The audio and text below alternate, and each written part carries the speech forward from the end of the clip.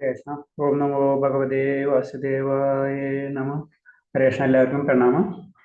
നമുക്ക് പ്രാർത്ഥനയിലേക്ക് കടക്കാം.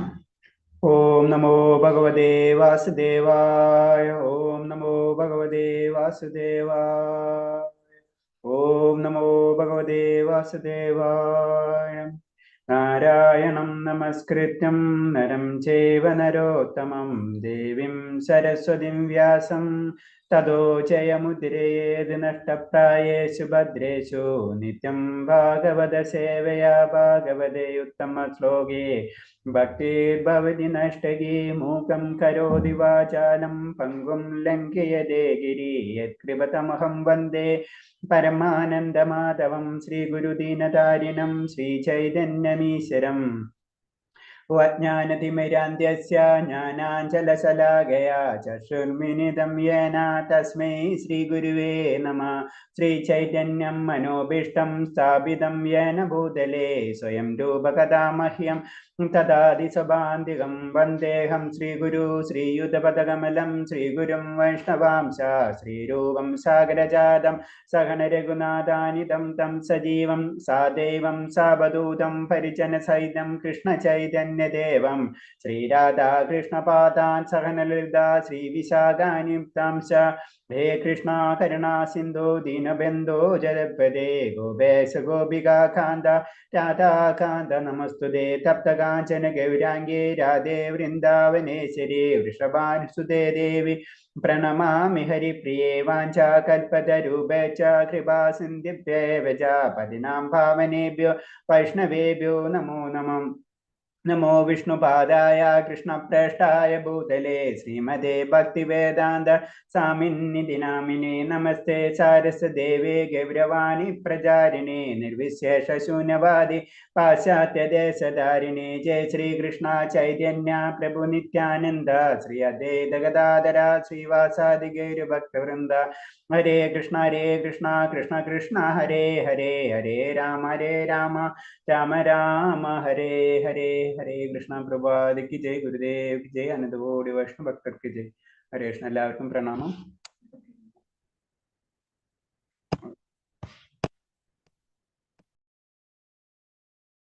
ഒരു സെക്കൻഡ്.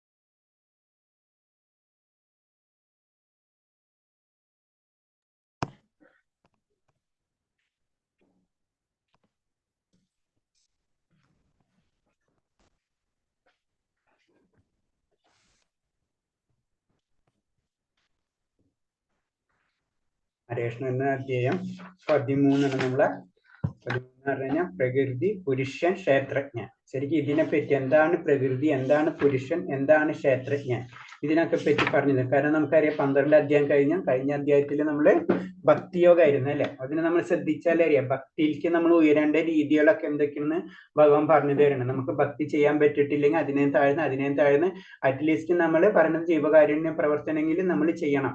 കാരണം അറ്റ്ലീസ്റ്റ് അതെങ്കിലും ചെയ്താൽ നമ്മൾ ആ മുകളിലേക്ക് വരും. അപ്പൊ ജീവകാരുണ്യ പ്രവർത്തനം ഈസ് ഈക്വൽ ടു ഭഗവാൻ അല്ല, അത് അതിന്റെ സ്റ്റെപ്പ് മാത്രമാണ്. അത് നമ്മൾ തെറ്റിദ്ധരിക്കരുത്. ജീവകാരുണ്യം ചെയ്ത് കഴിഞ്ഞാൽ അതായി എന്ന് വിചാരിക്കരുത്, പക്ഷെ അതിന്റെ ഒരു സ്റ്റെപ്പ് മാത്രമാണ്. അപ്പൊ അങ്ങനത്തെ കാര്യങ്ങൾ അതിന്റെ ഡീറ്റെയിൽ ഭക്തി എന്താണെന്ന്, ഭഗവാൻ എന്താണെന്ന്, ഭക്തി എന്താണെന്നൊക്കെ പറഞ്ഞു. ഭക്തന് ഏറ്റവും ഇഷ്ടം ഭക്തിയിലേക്ക് നമ്മൾ കടക്കണം എന്നൊക്കെ പറഞ്ഞു. ഭഗവാൻ ഭക്തനെ എപ്പോഴും സംരക്ഷിച്ചുകൊണ്ടിരിക്കും. അങ്ങനത്തെ കാര്യങ്ങളൊക്കെയാണ് കഴിഞ്ഞ അധ്യായത്തിൽ നമ്മൾ പഠിച്ചത്. അപ്പൊ ആ അധ്യായത്തോടുകൂടി നമ്മൾ ഭക്തിയോഗം എന്നുള്ള ഒരു പാർട്ട് കഴിയണം. നമുക്കറിയാം 12 അധ്യായത്തിൽ വരെ ഭക്തിയോഗമാണ്. ഭക്തിയോഗം എന്ന് പറഞ്ഞാൽ എല്ലാത്തിലും ഭക്തി കാണാം, എല്ലാത്തിലും ജ്ഞാനം കാണാം, എല്ലാത്തിലും ഇത് കാണെങ്കിലും മെയിൻ ആയിട്ട് കൂടുതലുള്ള കാര്യങ്ങൾ അതിലാണ്. ഇപ്പൊ സയൻസ് എന്ന് പറഞ്ഞ പോലെ അതിൽ ഫിസിക്സ് ഉണ്ട്, കെമിസ്ട്രി ഉണ്ട്, പക്ഷെ എല്ലാതും സയൻസ് തന്നെ എന്ന് പറഞ്ഞ പോലെ ഭക്തി എല്ലായിടത്തും നമുക്ക് ഇതിൽ കാണാൻ പറ്റും. എല്ലായിടത്തും ജ്ഞാനവും കാണാൻ പറ്റും, എല്ലാതും നമുക്ക് കാണാൻ പറ്റും. ഇതിൽ പലതരം നോളജുകളും കിട്ടുന്നുണ്ട്. ഞാൻ പറഞ്ഞിട്ടുണ്ട് ഇതിൽ ഇൻഡയറക്റ്റ് ആയിട്ട് പല മാനേജ്മെന്റ് സ്കില്ല് അങ്ങനെ എല്ലാതും ഇതിൽ നിന്ന് കിട്ടുന്നുണ്ടാവും. പക്ഷെ അതല്ല ഉദ്ദേശം. ഭഗവീത എന്ന് പറഞ്ഞാൽ ഭഗവാനെ പറ്റി അറിയാവുന്നതാണ്. ഭഗവാൻ എന്ന് പറഞ്ഞത് ഭക്തിയാണല്ലേ. ഭഗവാനെ നമ്മൾ മനസ്സിൽ വരും, ഭക്തി നമ്മുടെ ഉള്ളിൽ വരാം. അപ്പൊ ഭഗവാൻ തരുന്ന ഉപദേശങ്ങൾ എല്ലാതും ഭക്തിയിലേക്കുള്ളതായിരിക്കും. അതാണ് ലക്ഷ്യം. അതിന് പല മാർഗങ്ങൾ ഉണ്ടെന്ന് മാത്രമേ ഉള്ളൂ. കഴിഞ്ഞ ക്ലാസ്സിൽ ഞാൻ പറഞ്ഞത് നമുക്ക് പല രീതിയിൽ സാഖ്യയോഗ, അഷ്ടാംഗയോഗ, ഏത് മാർഗത്തിൽ വേണമെങ്കിലും നമുക്ക് യാത്ര ചെയ്യാം. അതിനൊരു കുഴപ്പമില്ല. എല്ലാത്തിനും അതിന്റെ ലെവലിൽ നമുക്ക് എത്തുകയും ചെയ്യും. പക്ഷെ ഏറ്റവും എളുപ്പം, പ്രത്യേകിച്ച് ഗൃഹസ്ഥരെ സംബന്ധിച്ച് ഏറ്റവും എളുപ്പമുള്ള മെത്തേഡ് ഭക്തിയോഗമാണ്. കാരണം എന്ന് വെച്ച് കഴിഞ്ഞാൽ നമുക്ക് പല കാര്യങ്ങളും ജീവിതത്തിൽ ചെയ്യേണ്ടതുണ്ട്. നമ്മൾ അത്രയും ഉയർന്ന ലെവലിലല്ല. ഇപ്പൊ വലിയ വലിയ ആചാര്യന്മാര്, ബ്രഹ്മചാരികള്, അവരെ ലെവലിലേക്ക് നമുക്ക് പെട്ടെന്ന് എത്താനും കഴിയില്ല. അവരൊക്കെ ജീവിതം തന്നെ ഭഗവാന് സമർപ്പിച്ചിട്ടുള്ള വ്യക്തികളാണ്. അപ്പൊ അവരെ വെച്ച് നമുക്ക് ഒരിക്കലും കമ്പയർ ചെയ്യാൻ പറ്റില്ല. കാരണം അവരെ ജീവിതത്തിൽ വേറെ ഒന്നുമില്ല. എല്ലാവരും അവർ ത്യജിച്ചിട്ടാണ് ഭഗവാന് വേണ്ടി എല്ലാം സമർപ്പിച്ചിട്ടുള്ള വ്യക്തികളാണ്. നമ്മളെ സംബന്ധിച്ചെന്ന് വെച്ചാൽ സാധാരണ എല്ലാ കാര്യങ്ങളും നമ്മൾ അനുഭവിച്ചുകൊണ്ടിരിക്കണം. ദുഃഖങ്ങളായാലും സുഖങ്ങളായാലും എല്ലാതും അനുഭവിച്ചുകൊണ്ടിരിക്കുന്ന സമയത്താണ് ഭഗവാനിരിക്കുക. അതാണ് ആചാര്യന്മാര് നമുക്ക് അത് പറഞ്ഞു തരുന്നത്. നിങ്ങൾ ഇത് മാത്രം ചെയ്ത കാര്യമില്ല, അടുത്ത ജന്മത്തിലേക്കുള്ള കാര്യങ്ങളോട് അതുപോലെ തന്നെ ഈ ജന്മത്തിലെ നമുക്ക് ആത്മീയ മുന്നേറ്റത്തിനുള്ള കാര്യങ്ങൾ നമ്മൾ ചെയ്യണം. അതാണ് നമ്മൾ ആചാര്യന്മാര് നമ്മളെ പഠിപ്പിക്കുന്നത്. അല്ലെങ്കിൽ അവർക്ക് അതും വെച്ച് അങ്ങോട്ട് പോയാൽ മതി, മനസ്സിലായി. പക്ഷെ അത് അവർക്ക് അത്തരം നമ്മളെ ജീവിതവും അവർക്ക് പ്രശ്നമാണ്. അതാണ് അവരെ ലെവല്. അതാണ് ഭക്തൻ. ആ ഭക്തന്റെ ലെവലിൽ എത്തുമ്പോൾ അവര് എല്ലാവരും ജീവചൈതന്യമുള്ള വ്യക്തികളാണെന്നും എല്ലാവരും ഉള്ളിലായി ചൈതന്യം ഉണ്ടെന്നും എല്ലാവരും ഭഗവാന്റെ അംശങ്ങളാണെന്നും മനസ്സിലാക്കുന്ന അവരാണ് ഭക്തൻ. അപ്പൊ അവർക്ക് നമ്മളൊന്നും ഒഴിവാക്കാൻ പറ്റില്ല. നമുക്ക് ഒഴിവാക്കാൻ പറ്റും, പക്ഷെ അവര് നമ്മൾ ഒഴിവാക്കില്ല. അത് കാരണം കൊണ്ടാണ് നമുക്ക് ഏറ്റവും പറ്റിയ മെത്തേഡ് നമുക്കറിയാം. അത് കാരണം കൊണ്ടാണ് നമ്മളെല്ലാവരും ഭക്തിയിലേക്ക് പോണത്. ഭക്തിയാണ് നമുക്ക് പറ്റിയ ഏറ്റവും എളുപ്പമായിട്ടുള്ള മാർഗം. ഏറ്റവും എളുപ്പമാണ്, സത്യം പറഞ്ഞു. അത് എളുപ്പമാണ്, അതുകൊണ്ട് പെട്ടെന്നാകും. പക്ഷെ അത് നമ്മൾ വിചാരിക്കണ പോലെ നമ്മൾ പെട്ടെന്ന് എളുപ്പമാണെന്ന് വിചാരിച്ചാൽ അത് നമ്മൾ ചെയ്യണം, അത് പ്രാക്ടീസ് ചെയ്യണം. അതിന് നമ്മൾ നാമജപമായാലാണെങ്കിലും പറയുന്നത് അതിൽ തന്നെ 3 സെക്ഷൻ ഉണ്ടെന്നാണ് പറയുന്നത്. കാരണം നാമം ജപിച്ച് തുടങ്ങുമ്പോൾ സമയത്താണെങ്കിലും നമ്മൾ ആ സമയത്ത് നമ്മൾ ഭൗതികമായിട്ടുള്ള ആസക്തി നമ്മൾ ഒരിക്കലും വിട്ടുപിരിയുന്നില്ല അല്ലെ. നമ്മൾ പല ആഗ്രഹങ്ങളും വെച്ചിട്ടുണ്ടാവും നമ്മുടെ മനസ്സിൽ. അതാണ് അതിന്റെ ഫസ്റ്റ് സ്റ്റേജ്. പിന്നെ സെക്കൻഡ് സ്റ്റേജിലേക്ക് കടക്കുമ്പോഴാണ് നമ്മൾ ഭൗതികത പതുക്കെ കുറഞ്ഞു വരുന്നതും 3ാമത്തെ സ്റ്റേജിൽ എത്തുമ്പോൾ അതീന്ദ്രിയത വരുന്നത്. ഇതേ തന്നെ ഭക്തിയിലാണെങ്കിലും ഭക്തിയിൽ നമ്മൾ ചെയ്യുന്നതോടൊപ്പം തന്നെ ഭൗതിക ആഗ്രഹങ്ങളും നമ്മുടെ മനസ്സിലുണ്ടാവും. അത് ഫസ്റ്റ് സ്റ്റേജ് ആണ്. പിന്നെ സെക്കൻഡ് സ്റ്റേജ് ആകുമ്പോൾ എത്തുമ്പോൾ നമ്മൾ ഭൗതികത പതുക്കെ കുറയുന്നതും പിന്നെ തേർഡ് സ്റ്റേജ് ആകുമ്പോൾ പിന്നെ അതീന്ദ്രിയ ഭഗവാന്റെ സ്വയം സമർപ്പണത്തിലേക്ക് നമ്മൾ പോണതാണ്. അതാണ് ഭക്തിയുടെ ലെവല്. അതാണ് നമ്മൾ 12 അധ്യായം വരെ അതിനെപ്പറ്റി. അപ്പൊ ഭഗവാന്റെ ലോകം എന്താണ്, ഭഗവാൻ എന്താണെന്നൊക്കെ നമുക്ക് പറഞ്ഞു തന്നത്. ഇനി വരുന്നത് ജ്ഞാനയോഗമാണ്. ജ്ഞാനയോഗം എന്ന് പറയുമ്പോൾ അതിന്റെ ഓരോ കാര്യങ്ങളും ഇപ്പൊ ആത്മാവിനെ പറ്റിയിട്ടുള്ള കാര്യങ്ങളാണെങ്കിലും ഇതാണ്. അത് തന്നെയാണ് ഇതിൽ പറയുന്നത്. പ്രകൃതി, പുരുഷൻ, ക്ഷേത്രജ്ഞൻ.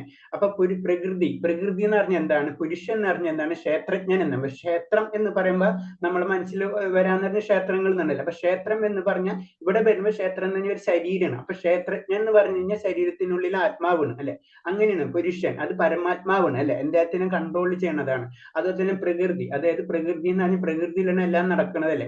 അതായത് ഭൗതിക പ്രകൃതി, എല്ലാതും നടക്കുന്ന കാര്യങ്ങളൊക്കെ എന്താണ് ഭൗതിക പ്രകൃതിയാണ്. അതാണ് പ്രകൃതി, പുരുഷൻ, ക്ഷേത്രജ്ഞൻ. പിന്നീട് അതിൻ്റെ ഉള്ളിൽ പല കാര്യങ്ങളും. ഇതൊക്കെ ഈ അധ്യായത്തിൽ മെയിൻ ആയിട്ട് പ്രകൃതി, പുരുഷൻ, ക്ഷേത്രജ്ഞൻ. ആത്മാവ് എന്താണ്, ഇൻഡയറക്റ്റ് ആത്മാവും അതുപോലെ തന്നെ ജീവാത്മാവും പരമാത്മാവും ശരീരവും അതുപോലെ തന്നെ പരമപുരുഷൻ, ഇതിനൊക്കെ പറ്റിയിട്ടുള്ള ഡീറ്റെയിൽ ആയിട്ടുള്ള ശ്ലോകങ്ങളും കാര്യങ്ങളാണ് ഈ അധ്യായത്തിൽ പഠിക്കാനുള്ളത്. ഹരേ കൃഷ്ണ. നമുക്ക് ഇനി ശ്ലോകങ്ങളിലേക്ക് പോവാം. ഹരേ കൃഷ്ണ. ഹരേ കൃഷ്ണ. ഒന്നും രണ്ട് ഹരേ കൃഷ്ണ. രണ്ടും ഒന്നിച്ചാണോ പ്രഭുജി? ഒന്നും രണ്ടും ഒന്നിച്ചാ. ഹരേ കൃഷ്ണ. ഓം നമോ ഭഗവതേ വാസുദേവായ. അർജുന ഉവാച പ്രകൃതിം പുരുഷം ചൈവ ക്ഷേത്രം ക്ഷേത്രജ്ഞമേവ ച ഏതദ് വേദിതുമിച്ഛാമി ജ്ഞാനം ജ്ഞേയം ച കേശവ. ശ്രീഭഗവാനുവാച ഇദം ശരീരം കൗന്ദേയ ക്ഷേത്രമിത്യഭിധീയതേ ഏതദ്യോ വേത്തി തം പ്രാഹു ക്ഷേത്രജ്ഞ ഇതി തദ്വിദഃ. ഹരേ കൃഷ്ണ പ്രഭുജി. ഹരേ കൃഷ്ണ. ഇതിൽ പറഞ്ഞ ആദ്യം അർജുനൻ ഈ ചോദ്യം തന്നെയാണ് ചോദിക്കുന്നത് ഭഗവാനോട്. അർജുനൻ പറഞ്ഞു, അല്ലേ പ്രിയപ്പെട്ട കൃഷ്ണ, പ്രകൃതി, പുരുഷൻ, ക്ഷേത്രം, ക്ഷേത്രജ്ഞൻ, ജ്ഞാനം, ജ്ഞാനത്തിന് വിഷയീഭവിക്കുന്നു, ഇവയെല്ലാം കുറിച്ച് ആഗ്രഹിക്കണം. അപ്പൊ കുറെ കാര്യങ്ങൾ ചോദിക്കുന്നുണ്ട്. ആദ്യം പ്രകൃതി എന്താണെന്ന്, പിന്നെ പുരുഷൻ എന്താണെന്ന്, പിന്നെ ക്ഷേത്രം എന്താണെന്ന്, പിന്നെ ക്ഷേത്രജ്ഞൻ എന്താണെന്ന് ചോദിക്കുന്നുണ്ട്. ജ്ഞാനം എന്താണ്, ജ്ഞാനം എന്ന അറിവ്, അത് ജ്ഞാനത്തിലേക്ക് വിഷയീഭവിക്കുന്നത്. അപ്പൊ അതിലേക്ക് കൊണ്ടുപോകുന്ന കാര്യങ്ങൾ എന്തൊക്കെയാണ്, ഇതെല്ലാ കാര്യങ്ങളും വരിവരിയായിട്ട് അർജുനൻ ചോദിക്കുന്ന ചോദ്യമാണ്. കാരണം എന്ന് വെച്ച് കഴിഞ്ഞാൽ ഇത് ശരിക്കും പറയണമെന്ന് വെച്ച് കഴിഞ്ഞാൽ ഇതിന്റെ ബേസിലാണ്. അതായത് വേറൊരു രീതി പറഞ്ഞ ഇത് മനസ്സിലാക്കിയിട്ടില്ലെങ്കിൽ നമുക്ക് എന്താ സംഭവിക്കുക, അതിന് ജ്ഞാനത്തിന്റെ മെയിൻ ആയിട്ടുള്ള നമുക്ക് ഒരു അറിവില്ലെങ്കിൽ അതിന്റെ പ്രോബ്ലംസ്. ഇപ്പൊ നമുക്ക് നമുക്ക് ട്രെയിനിന്റെ ടിക്കറ്റ് എടുക്കാൻ അറിയില്ലെങ്കിൽ, അല്ലെങ്കിൽ റെയിൽവേ സ്റ്റേഷൻ അറിയില്ലെങ്കിൽ അതിന്റെ പ്രോബ്ലം നമുക്ക് സംഭവിക്കും. അല്ലെങ്കിൽ ഫ്ലൈറ്റ് ടിക്കറ്റ് എടുക്കാം. അപ്പൊ അങ്ങനെ എന്തൊരു കാര്യത്തിന് ഒരു അറിവ് വേണം അല്ലെ.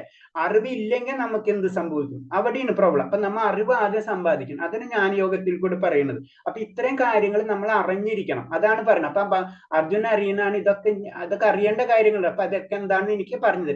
അറിവില്ലെങ്കിൽ എന്താ സംഭവിക്കുന്നത് വെച്ച് കഴിഞ്ഞാൽ, നമ്മൾ പറയുന്നത് വെച്ച് കഴിഞ്ഞാൽ നമ്മളെ ജീവന്റെ ഒരു സ്വഭാവം എന്ന് വെച്ച് കഴിഞ്ഞാൽ പ്രകൃതിക്ക് മേൽ ആധിപത്യം സ്ഥാപിക്കാൻ എത്രമാത്രം കഴിവുണ്ടെന്നതിനെ ആശ്രയിച്ച് അയാൾക്ക് ഒരു കർമ്മവേദി ലഭിക്കുക എന്നാ പറയുന്നത്. അപ്പൊ നമ്മളെല്ലാവരും ചിന്താഗതി എന്ന് പറഞ്ഞ ഈ ലോകം എനിക്ക് വേണ്ടി സൃഷ്ടിക്കപ്പെട്ട എന്നുള്ള ഒരു ചിന്താഗതി, അത് അജ്ഞത എന്ന് പറഞ്ഞത് അതാണ്. എല്ലാവരും ഒരു ഉറുമ്പ് തൊട്ട് എല്ലാവരും ചിന്തിക്കുക എന്ന് വെച്ച് കഴിഞ്ഞാൽ, നമ്മൾ ശ്രദ്ധിച്ചു കഴിഞ്ഞാൽ എല്ലാവരും എനിക്ക് വേണ്ടിയാണ് ഈ ലോകം, എനിക്ക് വേണ്ടിയാണ്, എന്റെ ആഗ്രഹങ്ങൾ നിറവേറ്റുന്നതിനാണ്. അത് കാരണം കൊണ്ടാണ് നമ്മൾ ആരെ അക്സെപ്റ്റ് ചെയ്യാത്തത്, നമുക്ക് ആ മൈൻഡ് ഇല്ലാത്തതാണ്. നമുക്ക് എല്ലാതും എനിക്ക് വേണ്ടി എന്നുള്ള. അപ്പൊ അതിനു വേണ്ടി നമ്മൾ മാക്സിമം ശ്രമിച്ചുകൊണ്ടിരിക്കും. അപ്പൊ അത് അതിനനുസരിച്ചായിരിക്കും നമ്മൾ ചെയ്യുന്ന ആ കർമ്മങ്ങൾക്കനുസരിച്ചായിരിക്കും. അപ്പൊ അതിനനുസരിച്ച് പല രീതിയിലും ചിലപ്പോൾ തെറ്റ് ചെയ്യും, ചിലപ്പോൾ ശരി ചെയ്യും, ചിലപ്പോൾ തെറ്റിന്റെ മുകളിൽ തെറ്റ് ചെയ്യും. അങ്ങനെ എന്തൊക്കെ കാര്യങ്ങൾ നമുക്ക് ചെയ്യാൻ പറ്റുന്ന കാര്യങ്ങളൊക്കെ നമ്മൾ ചെയ്തുകൊണ്ടിരിക്കും നമ്മളെ സ്വാർത്ഥമായ താല്പര്യത്തിൽ. അതിനാണ് പ്രകൃതിയുടെ ആധിപത്യം ആധിപത്യം സ്ഥാപിക്കാൻ എത്രമാത്രം കഴിവുണ്ടെന്നതിനെ ആശ്രയിച്ച ഒരാൾക്ക് കർമ്മവിധി. അപ്പൊ അടുത്ത ജന്മം എന്ന് പറയുന്നത് ഈ ജന്മത്തിന്റെ കണ്ടിന്യൂഷൻ ആയിരിക്കും. അപ്പൊ ഇവിടെ എത്രയൊക്കെ ചെയ്തിട്ട് അതിനനുസരിച്ചായിരിക്കും അടുത്ത ഒരു ജന്മം ലഭിക്കുക. അപ്പൊ അത് നമുക്ക് അറിവില്ലായ്മയാണ് നമ്മൾ ഈ പ്രശ്നം. അത് കാരണം ഈ ജ്ഞാനം നമുക്ക് അറിയണം. അതാണ് അർജുനൻ ഭഗവാനോട് ഈ ജ്ഞാനത്തെ പറ്റി ചോദിക്കുന്നത്. കാരണം എന്ന് വെച്ച് കഴിഞ്ഞാൽ നമ്മളൊരു ചിന്ത, അതിന് പറഞ്ഞത് ഏത് പരിസ്ഥിതിയിലും ഭഗവിദ്യയാണ് ജീവസത്തകൾ. നമ്മൾ അത് മറന്നു പോകുന്നുകൊണ്ടാണ് ക്ലേശങ്ങൾ അനുസരിക്കുന്നത്. നമ്മൾ അതിനെ ഇവിടെ പറഞ്ഞ പുരുഷൻ എന്ന് പറയുന്നത്, പുരുഷൻ എന്ന് പറയുന്നത് പരമപുരുഷന്റെ കൺട്രോളിലാണ് നമ്മൾ. ആ ചിന്താഗതി എന്ന് മറന്നു പോകുമ്പോഴാണ് നമുക്ക് ജീവിതത്തിൽ ഈ ജന്മത്തിലും അടുത്ത ജന്മത്തിലുള്ള ക്ലേശങ്ങൾ വരുന്നതെന്ന് പറയുന്നത്. ഞാൻ അതിന് ഓരോന്നിനെ പറ്റി പറയുന്നതാണ്. പ്രകൃതി, പുരുഷൻ, ക്ഷേത്രം, ക്ഷേത്രജ്ഞൻ, ജ്ഞാനം, ജ്ഞാനവിഷയം എന്നിവയെ കുറിച്ചറിയാൻ അർജുനൻ ആഗ്രഹിക്കുന്നു. അങ്ങനെ അതിനാ ക്വസ്റ്റ്യൻ തന്നെ അത്. ഈ ശരീരം ക്ഷേത്രം എന്ന് പറയപ്പെടുന്നത്. അപ്പൊ ഈ ശരീരത്തിനെയാണ് നമ്മൾ ക്ഷേത്രം എന്ന് പറയുന്നത്. അതിനറിയുന്നവൻ ക്ഷേത്രജ്ഞനും. അതിനറിയുന്നവൻ ആരാണ്? ക്ഷേത്രജ്ഞൻ എന്ന് പറഞ്ഞ ആത്മാവ് അല്ലെ എന്ന് ഭഗവാൻ ഉത്തരം നൽകും. ബദ്ധനായ ആത്മാവിനെ കർമ്മവേദിയാണ് ഈ ശരീരം. അപ്പൊ നമ്മൾ എന്താണ്, ആത്മാവിന്റെ കർമ്മങ്ങൾ ചെയ്യാനുള്ള സ്ഥലം ശരീരമാണ്. അപ്പൊ എന്തെങ്കിലും ആഗ്രഹം ഉണ്ടെങ്കിൽ ആഗ്രഹങ്ങൾ നടത്തണമല്ല. അപ്പൊ അതിനെ കർമ്മവേദിയാണ് ശരീരം എന്ന് പറയുന്നത്. അപ്പൊ നമ്മളെ ശരീരം എന്ന് പറയുന്നത് ക്ഷേത്രം, അതിന്റെ ഉള്ളിലിരിക്കുന്ന ആത്മാവിനെ ക്ഷേത്രജ്ഞനും എന്ന് പറയുന്നു. പിന്നെ ബദ്ധജീത്മാവ് ഭൗതികയിൽ കുടുങ്ങിക്കെടുക്കുന്നു. കാരണം നമുക്കറിയാം ജീവാത്മാവ് ഭൗതികതയിലാണ്. അപ്പൊ ഭൗതികമായ ശരീരം സ്വീകരിച്ച കാരണം കൊണ്ട് അതിന്റെ ഉള്ളിൽ പെട്ടുകിടക്കണം. ഈ ഭൗതിക പ്രകൃതിയിൽ കീഴടക്കാൻ ശ്രമിക്കുകയും ചെയ്യുന്നു. അപ്പൊ അതാണ് ഭൗതിക പ്രകൃതിനെ കീഴടക്കാൻ ആത്മാവ് എപ്പോഴും ശ്രമിച്ചുകൊണ്ടിരിക്കണം. അത് എന്റെ ആനന്ദത്തിനാണ്. അങ്ങനെയുള്ള പരിശ്രമം എപ്പോഴും ആത്മാവിന്റെ സൈഡിൽ നിന്ന് വന്നുകൊണ്ടിരിക്കും. ഇങ്ങനെ പ്രകൃതിക്ക് മേൽ ആധിപത്യം സ്ഥാപിക്കാൻ എപ്പോഴും കഴിവുണ്ടെന്ന് ആശ്രയിച്ചായിരിക്കും അയാൾക്ക് ഒരു കർമ്മവേദി ലഭിക്കും. ഈ പ്രവർത്തന മണ്ഡലമാണ് ശരീരം. ഇപ്പൊ പറഞ്ഞ പോയിന്റ് തന്നെയാണ്, അതിൽ റിപ്പീറ്റ് ആയെന്ന് മാത്രമേ ഉള്ളൂ. കാരണം എന്ന് വെച്ച് കഴിഞ്ഞാൽ എപ്പോഴും ശ്രമിച്ചു കൊണ്ടിരിക്കുന്നത് ഈ ലോകം എനിക്ക് വേണ്ടി സൃഷ്ടി. അപ്പൊ അതിനു വേണ്ടി അപ്പൊ ആരെങ്കിലും അതിന്റെ അഗനിസ്റ്റ് നിന്ന്, അല്ലെങ്കിൽ ഒരു സമൂഹം, അല്ലെങ്കിൽ ഒരു ജീവിയ, ഏത് ജീവിയാണ് അതിനെ ഉപദ്രവിക്കുക, അങ്ങനെ അതൊക്കെ അതിന്റെ പാർട്ടായിട്ട് വരുന്നത്. അപ്പൊ എനിക്ക് വേണ്ടിയാണ് എല്ലാവരും എന്നെ സേവിക്കണം. എന്തുകൊണ്ട് നമുക്ക് ആ മനോഭാവം വരുന്നതെന്ന് വെച്ചാൽ നമുക്ക് നമ്മുടെ ലക്ഷ്യം എന്ന് പറഞ്ഞത് ഭഗവാനെ അപ്പൊ ഒരു സേവന താല്പര്യം അത് എനിക്ക് വേണം എന്നുള്ള രീതിയിലേക്ക് വരുമ്പോൾ സാർത്ഥത വരുന്നത് മനസ്സിലായി. ശരിക്കും ആ സേവനം ചെയ്യേണ്ടത് ഭഗവാനിൽ, ആ സേവന താല്പര്യം നമ്മളുടെ നമ്മളിലേക്ക് വരണം. പക്ഷെ നമ്മളെ ചിന്താഗതി തിരിച്ചായിപ്പോയി, നമ്മളെല്ലാവരും സേവിക്കണം എന്നുള്ള ലെവലിലേക്ക് വരുന്നു. അപ്പൊ അതിനനുസരിച്ച് അതിന്റെ അഗനിസ്റ്റ് ആര് നിൽക്കുന്നത്, അല്ലെങ്കിൽ ഏത് വിഭാഗം എന്ത് തന്നെയാണെങ്കിലും അതിനൊക്കെ നമ്മൾ അതിനനുസരിച്ച് നമ്മളെ ബുദ്ധി അതിന് ഉപയോഗിക്കുമ്പോൾ തിരിച്ച് സംഭവിക്കും. അപ്പൊ എന്താ, നമ്മൾ അതിനനുസരിച്ചുള്ള കർമ്മങ്ങളായിരിക്കും ഈ ലോകത്ത് ചെയ്തുകൊണ്ടിരിക്കുക. അതിനനുസരിച്ചുള്ള ജന്മങ്ങൾ എങ്ങനെയാണ് ഈ ലോകത്ത് നമ്മൾ ചെയ്യുന്നത്, അതിനനുസരിച്ചുള്ള കർമ്മവേദി അല്ലെങ്കിൽ നെക്സ്റ്റ് ജന്മം അതിനനുസരിച്ച് നമുക്ക് ലഭിക്കും. അതാണ് പറയുന്നത്. അടുത്ത ശ്ലോകം മാതാജി. ഹരേ കൃഷ്ണ. ഹരേ കൃഷ്ണ. ശ്രീ ഭഗവാനുവാച ഇദം ശരീരം കൗന്ദേയ ക്ഷേത്രമിത്യഭിധീയതേ ഏതദ്യോ വേത്തി തം പ്രാഹു ക്ഷേത്രജ്ഞ ഇതി തദ്വിദഃ. ഹരേ കൃഷ്ണ പ്രഭുജി. ഹരേ കൃഷ്ണ. അപ്പൊ അതിൽ ഇൻക്ലൂഡ് ആയി വന്ന പോയിന്റ്സുകളാണ്.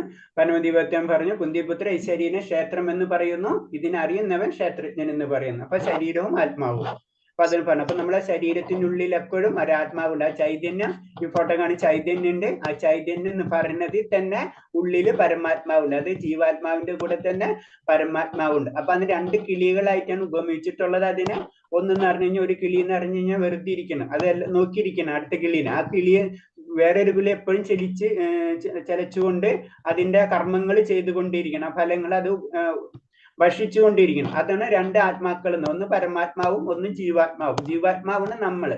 അപ്പൊ ജീവാത്മാവിനെ എപ്പോഴും നിരീക്ഷിച്ചു കൊണ്ടിരിക്കുകയാണ് ശരിക്കും പരമാത്മാവ്. അതാണ് ഈ കൺസെപ്റ്റ്. അപ്പൊ ഇതിലെന്താ സംഭവിക്കുന്നത്, ജീവാത്മാവ് നമ്മൾ ചെയ്യുന്ന എല്ലാ കാര്യങ്ങളും ജീവാത്മാവ് അറിയുന്നുണ്ട്. അപ്പൊ ശരിക്കും പറഞ്ഞാൽ രണ്ടുണ്ട്. അപ്പൊ ക്ഷേത്രജ്ഞൻ എന്ന് പറയുമ്പോൾ തന്നെ അവിടെ രണ്ടു പേരുണ്ട്, ഒന്ന് ജീവാത്മാവുണ്ട് ഒന്ന് പരമാത്മാവുണ്ട്. അതാണ്. അപ്പൊ രണ്ടാത്മാക്കളുണ്ട് ഇൻഡയറക്റ്റ് ആയിട്ട് പറഞ്ഞു കഴിഞ്ഞാൽ, ഒന്ന് പരമാത്മാവ് ഒന്ന് ജീവാത്മാവ്. ഇത് രണ്ടും നമ്മുടെ ക്ഷേത്രത്തിനുള്ളിൽ അല്ലെങ്കിൽ ശരീരത്തിനുള്ളിൽ നിലനിൽക്കുന്നു.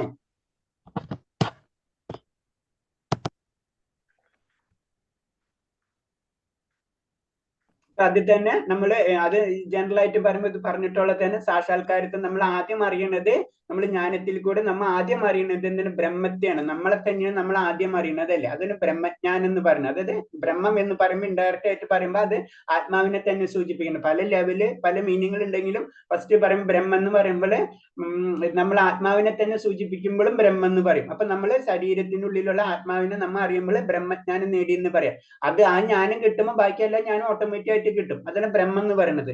അടുത്ത അതിന്റെ ഉള്ളിൽ തന്നെ നമുക്ക് ഒന്നും കൂടെ ഉയരുമ്പോഴാണ് നമുക്ക് പരമാത്മാവ് സാക്ഷാത്കാരം എന്ന് പറയുന്നത്. പരമാത്മാവിനെ പറ്റി നമുക്ക് മനസ്സിലാവുന്നത് പിന്നെ ഒന്നും കൂടി ഉയരുമ്പോഴും നമ്മൾ ഭഗവത് സാക്ഷാത്കാരം ഭഗവാനിലേക്ക് വരുന്നത്. അതിൽ തന്നെ 3 തരം ജ്ഞാനയോഗം എന്ന് പറയുമ്പോൾ ജ്ഞാനയോഗികൾ എത്തുന്നത് ശരിക്കും ബ്രഹ്മ സാക്ഷാത്കാരത്തിലും, പിന്നെ യോഗികൾ എത്തുന്നത് ശരിക്കും പരമാത്മാ സാക്ഷാത്കാരത്തിലും, ഭക്തൻ എത്തുന്നത് ഭഗവാൻ സാക്ഷാത്കാരത്തിലേക്കാണ് എത്തുന്നത്. അടുത്ത ശ്ലോകം 13. ഹരേ കൃഷ്ണ. ക്ഷേത്രജ്ഞം ചാപി മാം വിദ്ധി സർവക്ഷേത്രേഷു ഭാരത ക്ഷേത്രജ്ഞയോർജ്ഞാനം യത്തജ്ഞാനം മതം മമ. ഹരേ കൃഷ്ണ. ഹരേ കൃഷ്ണ. ഇതിൽ പിന്നെ പറയുന്നത്, ഹേ ഭാരതവംശ, സർവ്വ ശരീരം കുടികൊള്ളുന്ന ഞാനും ക്ഷേത്രജ്ഞനാണെന്ന് നീ അറിയണം. ഈ ശരീരമാകുന്ന ക്ഷേത്രത്തെയും ക്ഷേത്രത്തിനും കുറിച്ചുള്ള അറിവാണ് ജ്ഞാനം. ഇതാണ് എന്റെ പേര്. അപ്പൊ ജ്ഞാനം അല്ലെങ്കിൽ ഭഗവാൻ എന്താണെന്ന്, ക്ഷേത്രജ്ഞൻ എന്ന് പറയുമ്പോ 2 ക്ഷേത്രജ്ഞന്മാരുണ്ട്, ഒന്ന് ആത്മാവും ഒന്ന് പരമാത്മാവും. അപ്പൊ എല്ലാ ശരീരത്തിലും ഞാൻ കുടികൊള്ളുന്നുണ്ട്.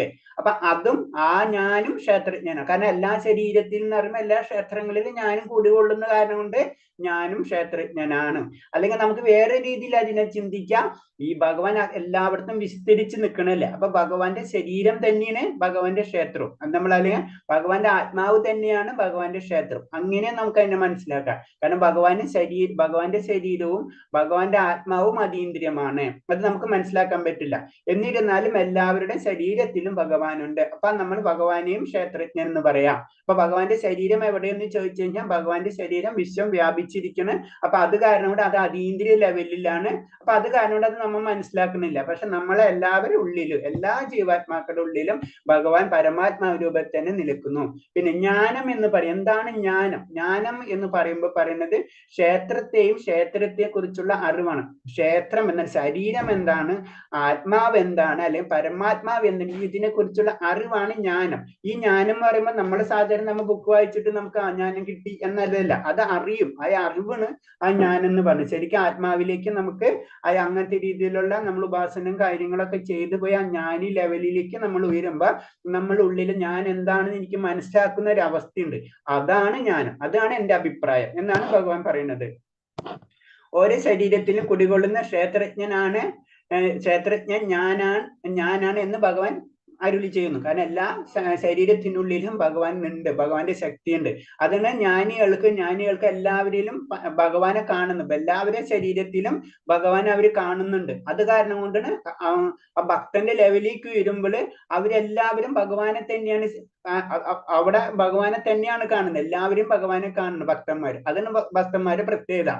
ഓരോ വ്യക്തിക്കും ശരീരത്തിനെ കുറിച്ച് മാത്രം അറിയുള്ളൂ, മറ്റുള്ളവരെ കുറിച്ച് ശരീരത്തിനെ കുറിച്ച് അറിഞ്ഞുകൂടാ. സർവ്വ ശരീരങ്ങളിലും പരമാത്മായി വാഴുന്ന ഭഗവാനാവട്ടെ എല്ലാ ശരീരങ്ങളെ കുറിച്ചും തികച്ചും അറിയാം. അപ്പൊ നമ്മളെ സാധാരണഗതിയിൽ നമുക്ക് മറ്റുള്ളവരെ പറ്റി ഒന്നും അറിയില്ല അല്ലെ. അവര് പറയുന്നത് ശരിയോ തെറ്റോ അത് അവരെ രീതിയാണ്, നമുക്കറിയില്ല. അതാണ് ആത്മാവിന്റെ പ്രത്യേകത. പക്ഷെ പരമാത്മാവ് എന്ന് പറയുമ്പോൾ എല്ലാവരും പരമാത്മാവിന്റെ ശക്തിയുള്ള കാരണം കൊണ്ട് എല്ലാവരും ചെയ്യുന്ന കാര്യങ്ങളും പരമാത്മാവിനെ അറിയാം. പരമാത്മാവ് എല്ലാവരിലും ഉണ്ട്. അതാണ് അതിന് പറഞ്ഞ ഭഗവാനെ എല്ലാ ശരീരങ്ങളെയും കുറിച്ച് തികച്ചും അറിയാൻ കഴിയാ. എല്ലാവിധ ജീവജാലങ്ങളുടെ നാനാവിധ ശരീരങ്ങളെ കുറിച്ച് അദ്ദേഹത്തിന് പൂർണ്ണമായി അറിവുണ്ട്. അപ്പൊ എല്ലാ ശരീരത്തിനെയും കുറിച്ച്, എന്താ ശരീരം, എന്താ കാര്യങ്ങൾ, എല്ലാത്തിനെയും കുറിച്ച് അദ്ദേഹത്തിന് അറിവുണ്ട്. പിന്നെ പറയണെന്ന് വെച്ച് കഴിഞ്ഞാൽ സാധാരണ നമ്മൾ അറിയാം ഒരു ചിത്രം വരയ്ക്കുമ്പോൾ ചിത്രകാരൻ, ചിത്രഫലകം, ചിത്രം എന്നിവയെ അതാത് നിലയിൽ കാണാൻ കഴിയും. കാരണം എന്ന് വെച്ച് കഴിഞ്ഞാല് സാധാരണ ഒരു ഇത് വരയ്ക്കുമ്പോൾ, പടം വരയ്ക്കുമ്പോൾ ചിത്രകാരൻ ഉണ്ടാവും, ചിത്രഫലകം ഉണ്ടാവും, ചിത്രം ഉണ്ടാവും അല്ലെ. അപ്പൊ നമ്മൾ സാധാരണ ഇപ്പൊ ഭൗതിക പ്രകൃതി എന്ന് പറയുമ്പോൾ ചിത്രഫലവും ചിത്രം മാത്രമേ ഉള്ളൂ. ചിത്രകാരനെ നമ്മൾ കാണുന്നില്ല. പക്ഷെ ചിത്രകാരൻ ഇല്ലാണ്ട് ഈ ലോകത്ത് ചിത്രം വരയ്ക്കാൻ പറ്റില്ല.